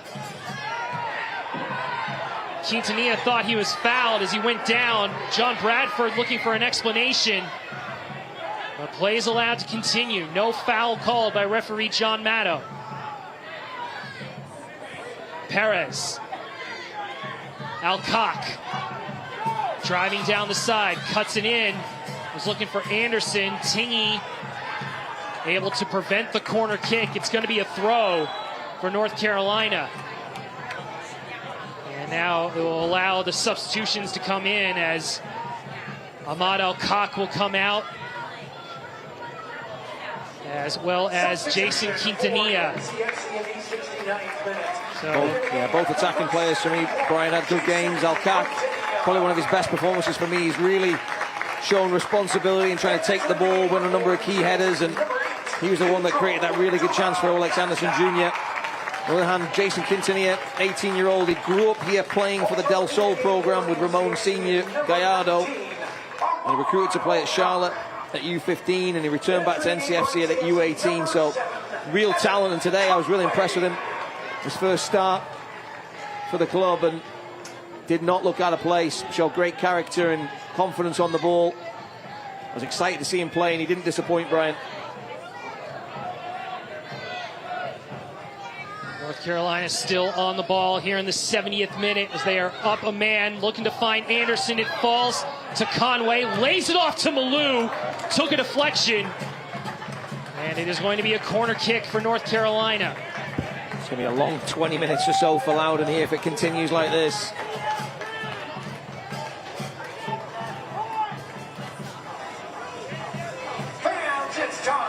Luis Perez will deliver the set piece here.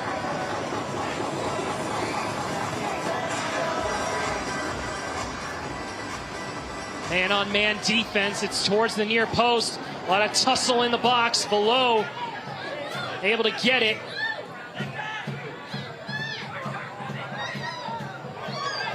And the Frenchman with a deft touch as Loudoun down a man trying to counter. It falls to Abdelatif Abukura. His shot was blocked, and now the collision by Patrick Berner is going to give Loudoun a free kick here. Yellow card is going to come out for Patrick Berner here in the 71st minute,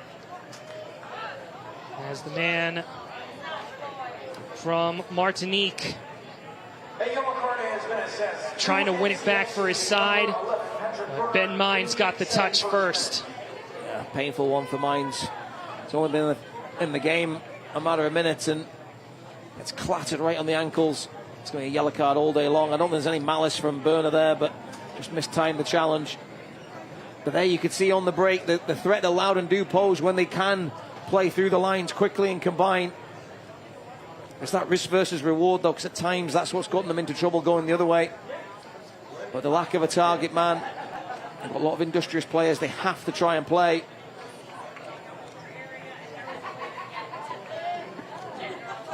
And here you get a look at the live table. The games in Charlotte and Lexington have gone final. Louisville has won 2-1 against Lexington. Charlotte 3-0 winners against Richmond. Both teams sitting on 9 points.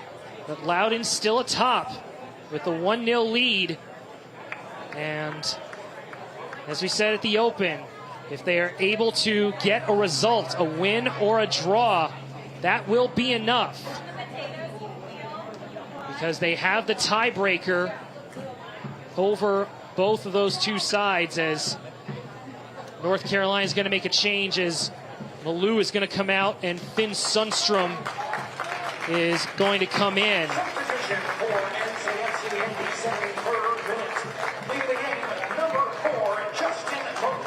That's the third window of substitutions for North Carolina. Unless he's going down the tunnel, I think this might be one of those concussion substitution. Yeah. So it's possible they have one window left. So just looking at that Lexington game, Lexington scored in the 87th minute and then 2 stoppage time goals from Louisville. So will we see some stoppage time craziness here in Carey? There is that possibility. As Florian Velo whips it in, dealt with by Cervania. Then he steps in front of Anderson, trying to keep it on this side of the field and prevent the counter. Excellent work by Florian Velo, able to read the ball and prevent the counter. Here is Sundstrom with his first touches. Gets it to Berner. Driving down this near side, cross blocked by Awua.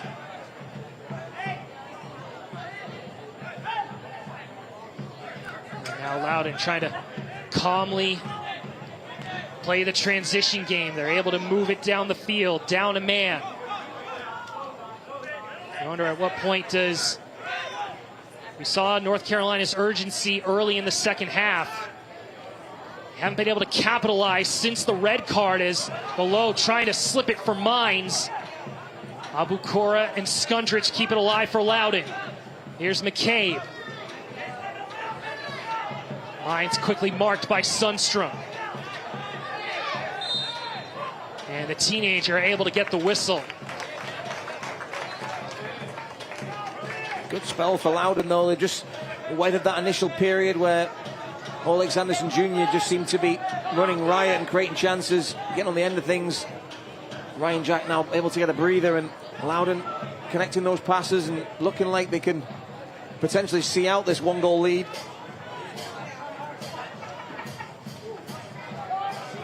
So far, haven't seen many touches from either Conway or Dolabella. As North Carolina tries to work it through to their attackers. Dolabella and Conway leading the team with 5 goals each in the league.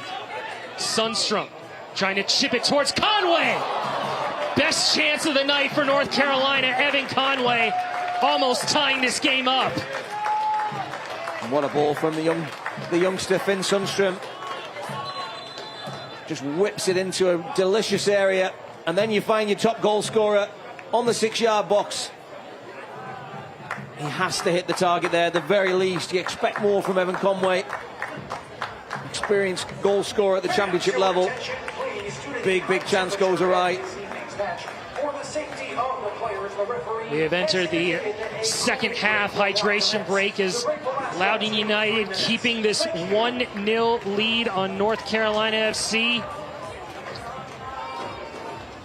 They are still in pole position here in the Jägermeister Cup. Head coach Ryan Martin has to be pleased with the effort that his team has put in, and especially what has happened the last few years. If you get a look at the table, with Loudoun United, early in its existence being the affiliate for DC United, and the fact that he had mentioned in interviews with Mike Watts and Devin Kerr that there were years where when he was training, developing the best academy players, that the first team, the club would tell him, hey, this player only needs to play 45 minutes because we want to bring him into the first team. And it changed his rotations on the fly. And in the 6 years that Loudoun has been in the USL Championship, there have been 18 teams that have stayed in the USL Championship. They have the lowest points, but the fact that there's a lot of confidence in Ryan Martin to lead this side. And at the start of 2025, Loudoun is one of the best stories in the league. Yeah, he talks about culture a lot, Ryan Martin, and he came through his earlier years in coaching at Wake Forest University under the Jay Vidovich, who for me is one of the best in the game. He talked about culture, talked about family, and that's something he's tried to build here in Loudoun. You can see the group is tight-knit. They're getting results at places that you wouldn't expect. And he had a lot of belief this year in the players they went out and brought in. And you can see now, without those stipulations from somebody above you telling you do this and do that, he's able to make those decisions on his own and make the decisions for the betterment and the best interests of Loudoun. And they're reaping the rewards at the moment. And this is an important stretch for Ryan Martin and his side. They've only won one game in their last 8 in all competitions. Since they started USL Championship, winning 7 of their first 9. They were ahead of Louisville City. They were ahead of Charleston to start the year. And so far, they have maintained their position at the top, in the top 3 in the East, as North Carolina will make their final substitution window as Paco Craig and Rafa Mensingen will come in at the back for both Hodge and Burner.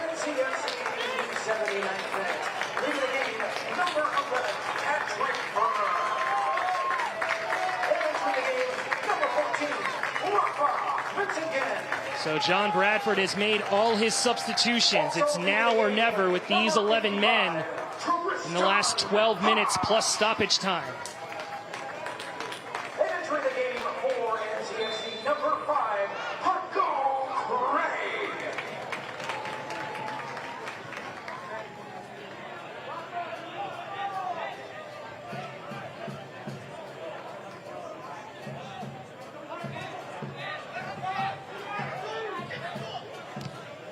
Here's Craig to Rafa, marked closely by Abukura. Rafa cutting on his left. Shot blocked. Comes back to Craig, trying to whip it in. Abukura doing a lot of work defensively. Down a man. Maldonado trying to whip it in with his left, and Dolabella misses the target. NCFC will be back home on Friday, August 9th, as they take on the Tampa Bay Rowdies for Ninja Turtle Night. Kickoff is at 7:30 p.m. You won't want to miss this themed match. Claim your tickets tonight at NorthCarolinaFC.com, as Abukura will be subbed out for Hakeem Karamoko. Karamoko playing his college soccer at NC State down the road in Raleigh. The All-ACC player on loan from DC United. Was the 10th pick in the 2025 MLS draft. Really wowed people at the Combine event at the end of 2024. And is beginning his professional career, the New York native who's putting Mulqueen under some quick pressure. North Carolina able to get out of it, but Loudoun's pressure forces the mistake. You get a look at Karamoko again, second team All-ACC last year, leading the Wolfpack with 7 goals. As North Carolina FC try to find an equalizer, and here is Karamoko with his first touches up against another former NC State man, Connor Donovan. There's a few years between those two. Just a few. I'd say about 10 years difference. Yeah.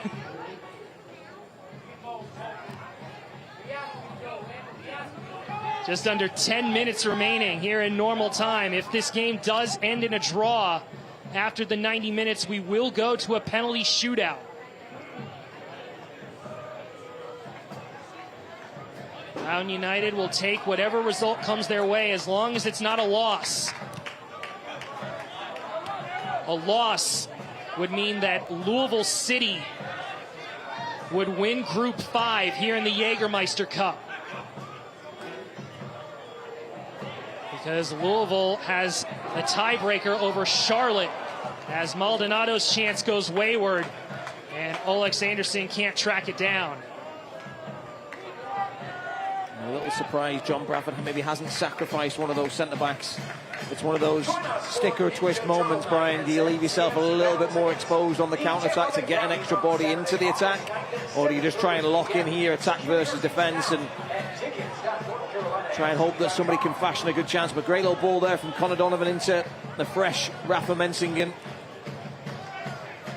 Do you think at some point, since Finn Sundstrom has played as a forward, you put him up as well out of the defenders that you mentioned? That's a good point. I think you'd be more likely to probably throw a Connor Donovan in there, just more of a physical presence.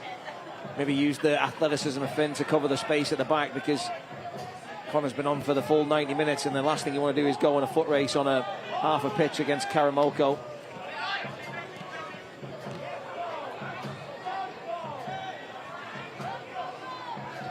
Riley Bidois' goal in the 36th minute is the difference between these two sides, as North Carolina is desperately looking for an equalizer.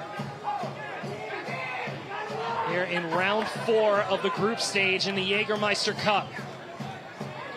North Carolina's only scored 2 goals in the group stage. One against the Charlotte Independents and one against the Richmond Kickers.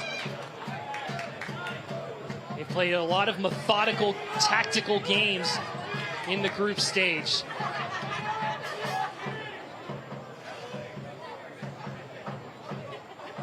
The tiebreakers for group winners and wild card entrances, Cervania's chance goes begging.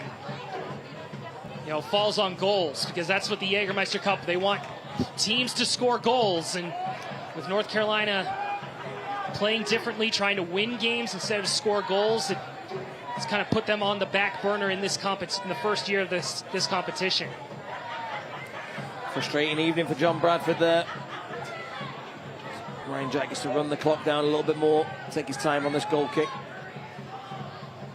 But that's exactly what Loudoun wants to see, is that ball just sailing over the bar wastefully from a wide area. Full credit to Loudoun, though. We were worried for them after that sending off of the goalkeeper, Hugo Farou. Ryan Jack's come in, done brilliantly. And then the 9 players in front of him have worked incredibly hard to limit the chances. This could be a real confidence booster for them going into the rest of the USL Championship season. Take out the Jägermeister Cup just to kind of get that confidence back, and the rhythm return of Abakura and likes of alike. Here is Dolabella. Cuts it back to Rafa. Took a deflection. And it's going to be a corner kick in the end for North Carolina FC. Subs putting in the work here in these final stages, as Dolabella does well to keep it in. Rafa's chance coming off a player, same as Conway. And now Louis Perez will deliver the corner kick. It's a quick one. Into the mix. Headed by Craig and controlled by Jack.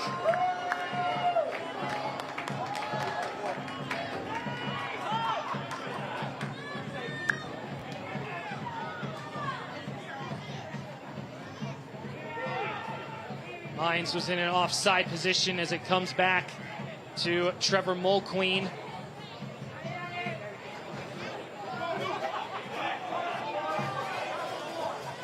Cervania to Maldonado. Donovan zips it towards Rafa Mensingen. Rafa. And that's been a key tactic that Loudoun has done really well against North Carolina's wingbacks or wingers. Once they get into a 1v1 matchup, a second defender comes in as Perez lofts it in, headed away by Learman. He's been outstanding today, Learman. If Hugo Frew would have stayed in his line, he'd be having a bit more of a comfortable evening as well, because he made an unbelievable tackle on Olex Anderson Jr. And everything that's been slung into that box has been equal to. Cervania's cross blocked, headed up by Conway.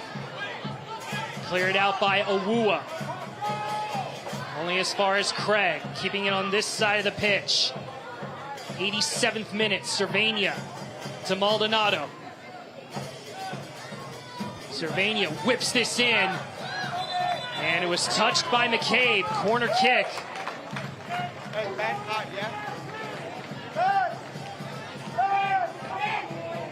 Loudoun coaching staff talking things over, whether they want to bring the sub in or play defensively. And they're asking Ben Mines to play the outlet as Maldonado try to send this ball in. A lot of commotion inside the box. And referee John Matto stopped play for said fisticuffs. Key spot here in the 88th minute as Loudoun is preserving their 1-goal margin over North Carolina. Over everybody, and it's almost tipped in not once but twice. And it's going to be a corner kick. Paco Craig and Olex Anderson trying to break the door downs, but they can't. And this is the delivery you want, right on top of the young goalkeeper. Swinging it in there. Crowd of bodies, really tough to deal with. And how it stays out, I don't know, but Loudoun keeps that 1-goal lead intact. Dolabella was also on the doorstep too, as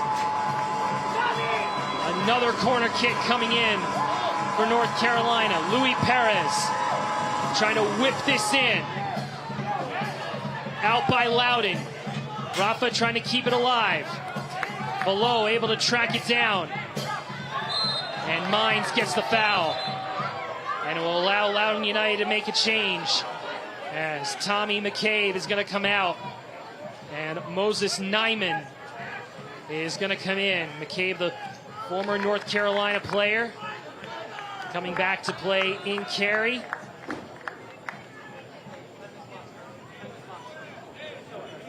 And he's been everywhere in the center of the pitch for Loudoun United. As Ryan Martin telling his team, you're almost there. Dig it out! Mo, here we go, Mo! Second ball won by North Carolina as we await to see how much town property stoppage time will be added in this second half. What's your guess, Brian? I expect somewhere maybe around 6 or 7. Taylor 2 coins there. You've got it's 6. I think Ryan Martin will probably take that 7. Ooh. Rafa trying to keep it alive on the pass from Donovan. Touched away by Loudoun. Perez will track it down. Trying to get this into the mixer. Dolabella has stayed forward, ricocheting off of several red shirts. Conway strike, and it's right at Jack. Another huge opportunity for Evan Conway. and it's still 1-0. Is it going to be his night, Brian? Because every position he's taken just seems to be spot on at the moment. Awkward one, gathers it the second attempt. Fourth officials announced there'll be a minimum of 12 minutes. 12 minutes presented by Town Property. So we have a long game still left here in Cary. As Jack is out of his line. Oh my goodness. That was almost a disaster for Ryan Jack after the number of saves that he's made. The Andrew Tate curse almost in full effect there, Brian. Just a lapse in concentration there. Manages to make amends, though, to be fair to him. Combination of him and Learman getting rid of the danger, but it's going to be an exciting finish here for these last 12 minutes. Perez's corner punched away by Jack. Anderson will track it down. 1v1 with Karamoko. Anderson goes down. No penalty, says John Matto. And it's going to be a goal kick. It's a brave tackle to do that in the box at this time. The youngster, but to be fair to him, I think he did execute it appropriately. And you're brave to do that. Brave challenge by Hakeem Karamoko, the NC State Wolfpack striker. And now referee John Matto has pulled things back. He's admonishing, I think, a couple of North Carolina players, asking for a penalty. No yellow cards for dissent, but a big moment there as North Carolina was trying to force the issue. As Karamoko will take this into the corner. And he's taken down. Free kick.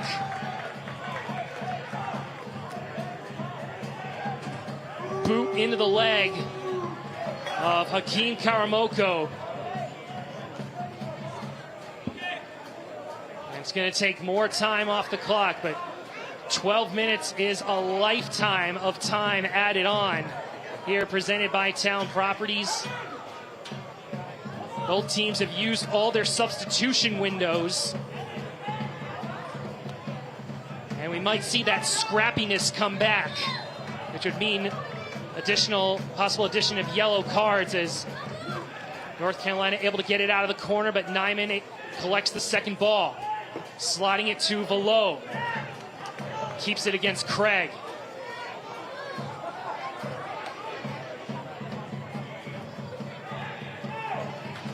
Key thing for Loudoun here is, though, that they know that even a tie is probably going to be good enough, right, Brian, to get them through. So it's almost a 2-goal cushion they've got here to get themselves through the next round. Yeah, at this point, a loss would eliminate them from the Jägermeister Cup. They got the win over Louisville City and a PK win over Charlotte, which is why they have the advantage as Rafa's cross into the box, headed away by Learman, collected by Maldonado.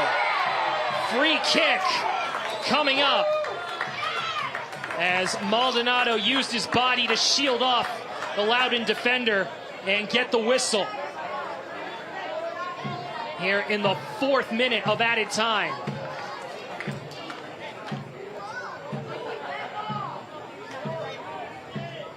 This was a very similar spot, especially after the red card where both Perez and Maldonado looked over it. Perez took the chance. I think this is possibly one where Mikey might take it. Yeah, I think Louis had his chances today. Number of free kick opportunities, hasn't had the contact and execution that you'd expect from the Frenchman. 5-man wall again for Loudoun United. One underneath as well. It's important for North Carolina to stay onside if there's a rebound. Maldonado hits it into the wall. Rafa! North Carolina asking for a deflection. They do get a deflection. Corner kick. Much to the dismay of Loudoun United players. Ball striking Velo. Does it take a nick there? Off of Wua. Corner kick called by referee John Matto as Maldonado steps up to take it in the 95th minute.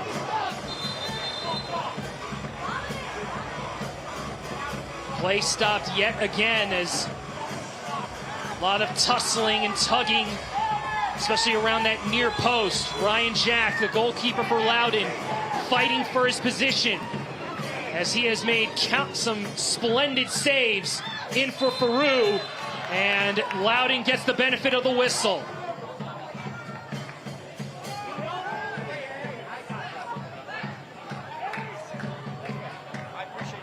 Ryan Jack has come through time and again against Olex Anderson, against Evan Conway,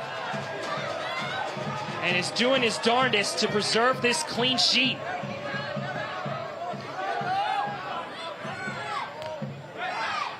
Donovan wins the header.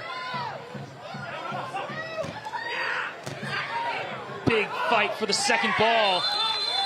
And it's going to go the way of Loudoun as Karamoko taken down by Rafa. Fans here at First Horizon Stadium don't like the call. Here we'll see it again. Karamoko backs in, gets a little bit of a nudge from Mensingen there initially. Referee was late on the spot. Chance for Loudoun to kill a bit more time off the clock. Cleared away by Craig. Anderson trying to get around Dambro. Same with Perez.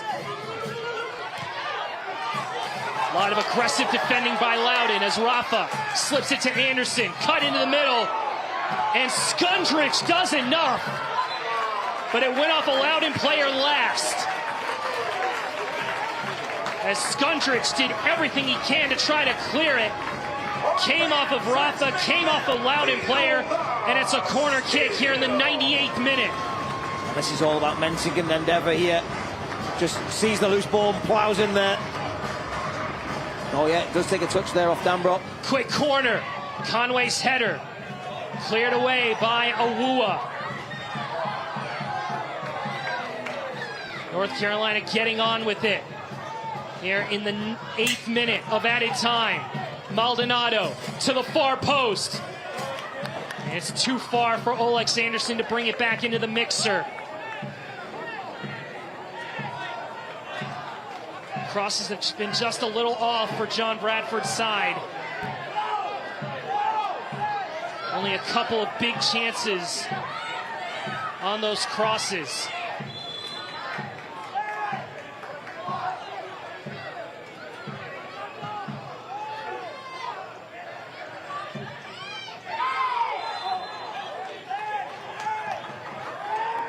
Loudoun bench telling everybody to get back. As Ryan Martin wants to get a win in his 200th career game as Loudoun United coach. Cervania to Sundstrom. Now Maldonado. Excellent defending. I believe that's by Mines.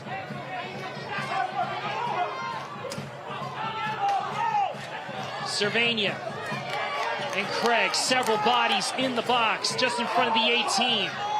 It comes wide to Rafa. 1v1 with Below. Awuas, actually Nyman stepping in. Now Craig with the outside of his boot. Dolabella down to Donovan, cleared away by Awua. So we are in the 10th minute of added time. Maldonado trying to find Conway. Loudoun desperately defending. And this time it's going to go the other way as Perez is called for the foul.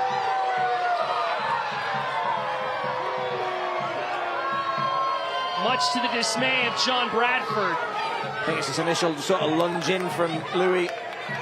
Kind of studs up, but gets the ball, then gets clipped.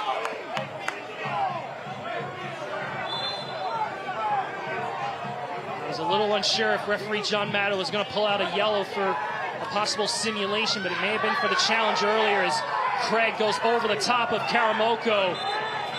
Ryan Martin asking for a foul, and now play is stopped for a head injury, as the trainers have to come out to look at Karamoko. Martin a little frustrated that he thought there should have been a whistle. I'll tell you what, Brian, with the stoppages on set pieces, injuries here, different set, we could be going into the 15th minute of stoppage time. I don't see him blowing up after 12. And Loudoun will take all the time they need to make sure that they preserve this lead.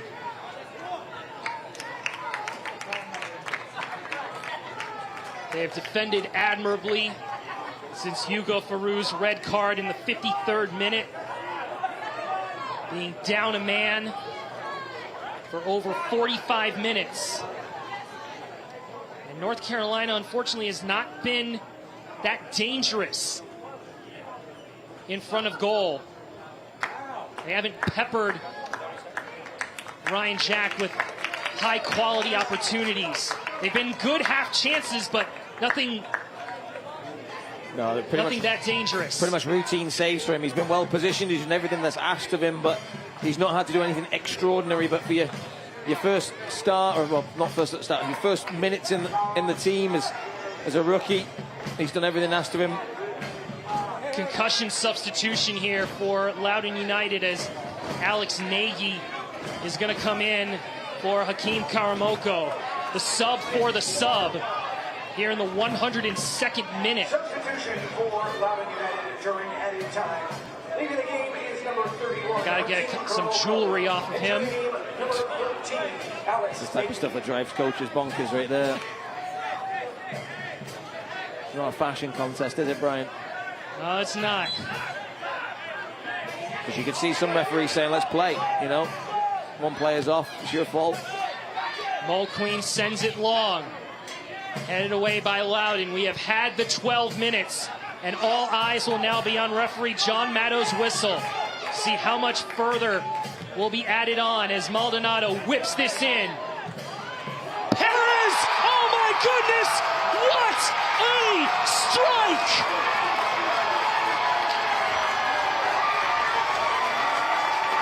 He has been waiting for an opportunity like that all game, and in the 13th minute of added time, it is 1-1. Take a bow, Louis Perez. Yeah, he's had his chances today, but this is all about the quality of Louis Perez. Maldonado hangs it up, he gets headed clear, and it falls, look at it, outside that left foot. Just squazzes it in the bottom corner. No chance for Ryan Jack. One moment of quality, one goal. And now the question, Brian, turns to the referee. How much longer do we have? How much longer indeed? Because as we said, Loudoun needs a result to win the group. A 103rd minute rifle missile by Louis Perez ties this game up at 1, and we are still playing here in the 14th minute of stoppage time. We wondered, didn't we, after the Louisville magic that's happened there, 2 stoppage time goals for them to get the win. Is that it? And I believe that is it. Louis Perez's goal ties things up at 1, and this final game in round 4 of the Jägermeister Cup will be decided in a penalty shootout. A 1-1 score. I thought for sure we were going to have another minute or two. Number of stoppages in the added time. Referee stopping it on corners. Referee stopping it for the concussion to Karamoko. I'm a bit surprised we're blown up then, Brian. I thought with the goal and everything, I thought all the things that happened, we were going to get at least 15 minutes, but full credit to Loudoun. They managed to see out and get that 1-1 draw. And now they'll be hoping they can get that extra point here just to really cement their spot. Great opportunity for Ryan Jack. No pressure on him tonight. Go and make some saves here and cap off your debut. What a turn of events here in stoppage time. North Carolina was down 1-0 for 103 minutes until a gorgeous strike by the Frenchman Louis Perez ties this game up at 1. And after 90 minutes in a 1-1 draw, we will head to a penalty kick shootout to determine who will get 2 points and who will get 1. With this result, Loudoun United has secured their spot in the knockout stages of the Jägermeister Cup.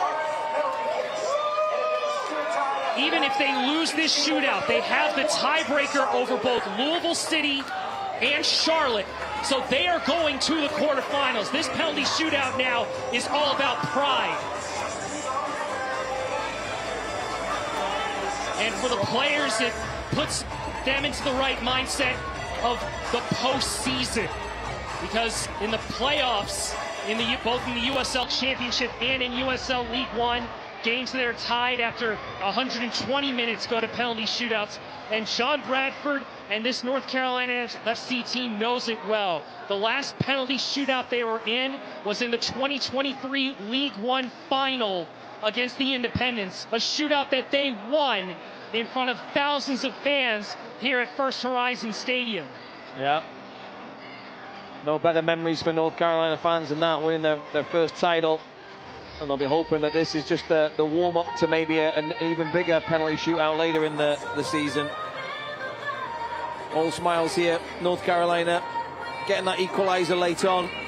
Loudoun, incredible effort from the 10 men for the best part of, 40, almost 45 minutes to see out that and get a result after that sending off for Hugo Farou. But pleased for the fans that have stayed and sweated out here with us, Brian, because it's been a very sticky evening, and now they got bonus football there, they got the extra 12 minutes or so, and now they get a penalty shootout as well, which everyone intends to enjoy.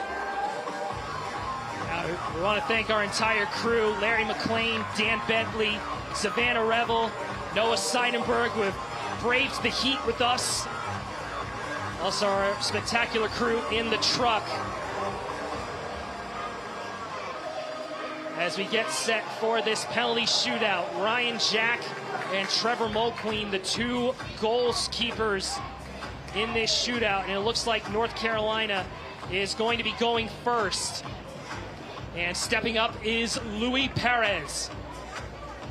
Going first in front of their own fans as well. That's the end. That's the end you want. Yeah. It's his goal is definitely going to be nominated for the goal of the round of this match day. Tough to beat a sidewinder volley from the edge of the box. And he had a similar strike against, I believe it was the Riverhounds up in Pittsburgh, that won goal of the week as well.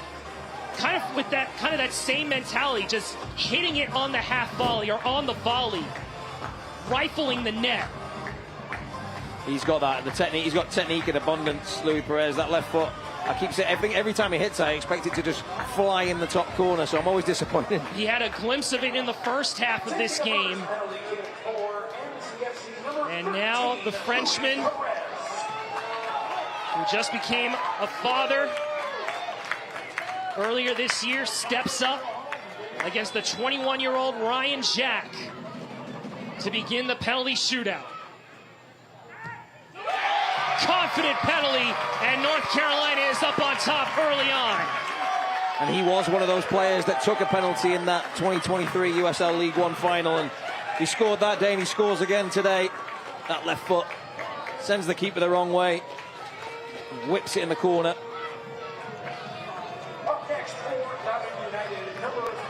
Keegan Tingey, 24-year-old out of Fresno, California, will step up to kick first for Loudoun United. Up against Trevor Mulqueen.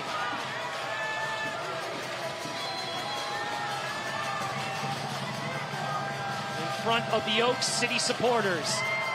Tingey's penalty confidently placed into the corner. With pace, with purpose, and we are tied at 1 in the shootout. Mulqueen guesses right, but it's a really well struck penalty, low and in the bottom corner. Awkward height for the goalkeeper, has to get full stretch and right down that corner. Well placed by Tingy.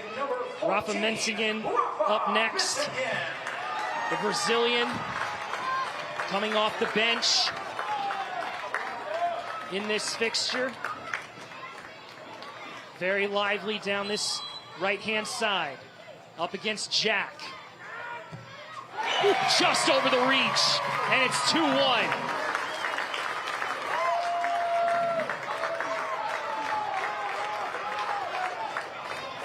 What a strike. Absolute rocket. Jack guesses right, but perfect penalty from Mensingen. Stepping up next for Loudoun United is Ben Mines, the 25-year-old out of Connecticut. Previously played for FC Cincinnati and the New York Red Bulls in the MLS.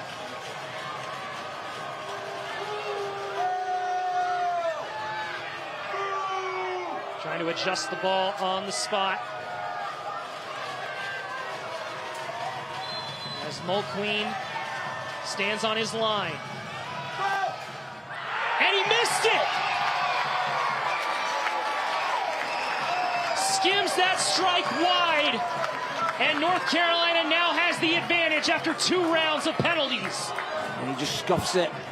Just drags it past that right post for Mulqueen. Sends the goalkeeper the wrong way. Just didn't need to do that much. The disappointment on Mines' face says it all. And now up steps Maldonado, another one of those 2023 penalty takers. Captain fantastic, all the set pieces. Not captain, sorry. One of the leaders, one of the main providers for this team. And he calmly gets it by Jack. Jack kind of held his position as Maldonado went down Broadway. Jack didn't really go either way, almost getting the foot. Oh. I've never taken a penalty like that, Brian. You've got to have ice in your veins to do that. Just rolls it down there. It's not what you expect from Maldonado. You expect a Mensingen-esque penalty, just put your foot through it. Cheeky penalty from the centre midfielder there. Alex Nagy coming up, who just came off the bench at the end of stoppage time for Hakeem Karamoko. As a concussion substitution. All-American at Vermont. And that's a confident penalty from the striker, Alex Nagy, as it's 3-2. And now it turns to Ryan Jack. Can he cap off a great debut with a penalty save? Get his team back level. Pedro Dolabella stepping up for North Carolina. He was on the losing end of the penalty shootout in 2023 against the Independents when they won the Shield and hosted. And now he steps up to take a kick from 12 yards out. Dolabella against Jack. And now they are a heartbeat away from getting that second point in this tie. Another good penalty. The Brazilian absolutely burying it. Perfect penalty again. Mulqueen now. Spotlight turns to him. Can he save a spot kick and win the game for the home team? Stepping up is Drew Skundrich, 29-year-old out of Pennsylvania. If he is unable to score here, North Carolina will win the shootout. It's on Skundrich's boot. And it's 4-3. The captain for Loudoun United today, keeping them in it in this shootout. As he sees Mulqueen going early and puts it into the corner. And now stepping up for North Carolina is Evan Conway. to win it. Score this and it's over. Top scorer, joint top scorer, Pedro Dolabella. Scored a penalty last year. He scores a penalty this year, and North Carolina will take that extra point, winning the shootout 5-3. What a game, Andrew. This game had everything. It had fouls, it had yellow cards, it had a red card, it had a late equalizer, and a shootout to boot, as Evan Conway gives North Carolina a second point in this Jägermeister Cup tie. Yeah, the great thing is for Loudoun, obviously they're advancing for North Carolina. You know, it's a positive finish for them, and the fans go home with a little bit more excitement than maybe your average 1-1 draw. But a really good contest. Can't wait to see these two teams go head-to-head sometime soon. We have one commercial break, and then we will give you all the highlights in this thrilling Jägermeister Cup tie. North Carolina beating Loudoun in a shootout. We'll be back after this.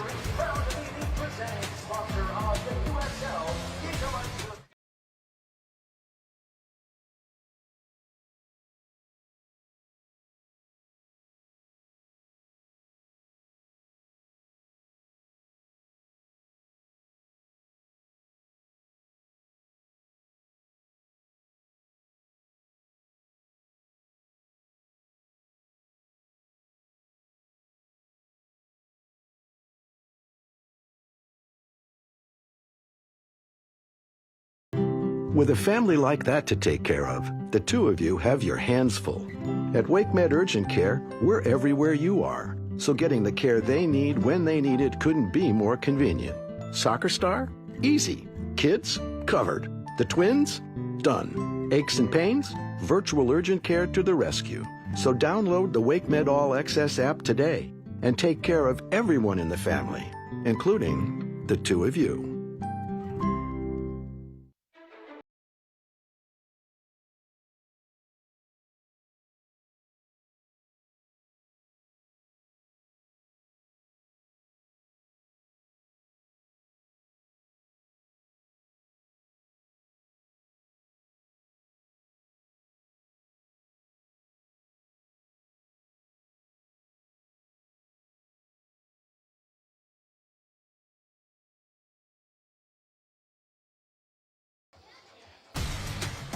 A hot evening in North Carolina ends with a hot ending as Luis Perez's strike in the 103rd minute ties the game up at 1, and North Carolina is able to win in the shootout 5-3 against Loudoun United. Brian Ware alongside Andrew Tate here. Andrew, let's get to the highlights in this game. Loudoun United was the better team in the first half, as Riley Bidois' goal gave them the lead in the 36th minute. Yeah, Learman ball over the top, got the caught that back line napping. And a good finish as it beats Colin Mulqueen, who probably feels he could have done better on this shot that was hitting to the ground. But 1-0 it was at the half. And it wasn't until late, actually we're going to show you the red card, and this is what changed the game for Loudoun, as Farou's challenge on Oleg Sanderson brought out the red card. And give Loudoun credit, they defended admirably. And North Carolina had a couple of chances. Conway with a big opportunity here against the backup goalkeeper, Ryan Jack. Yeah, this one, you thought it was going in. Yeah, there's a number of set pieces like this, ball bouncing around, but Jack was equal to that one. And then here you see Paco Craig feeding the ball out to Maldonado. Ball into the box, as they did all day, just clearing it, but it falls to the foot of Luis Perez, and he expertly swazzes it with the outside of that left foot into the bottom corner, and for once Ryan Jack had absolutely no chance. An incredible goal by the Frenchman Luis Perez, and it would go to penalties, and North Carolina was perfect from the spot. The second round being the difference. Ben Mines dragging his shot wide in the second round of the shootout, and Evan Conway confidently putting it in, giving North Carolina the win and the 2 points in this game. So there's a look at the final score. North Carolina 1, Loudoun United 1. Loudoun United, they have kept their position at the top with wins against Louisville and against Charlotte. They will be heading to the quarterfinals of the USL Jägermeister Cup. For Kyle Lang, Joe Farrar, and our entire crew, I'm Brian Ware, saying thanks again for watching this presentation of the USL Jägermeister Cup. The final score, North Carolina 1, Loudoun United 1, and North Carolina winning in the shootout. This copyrighted telecast of the United Soccer League cannot be retransmitted, rebroadcast, or reproduced without the express written consent of the United Soccer League.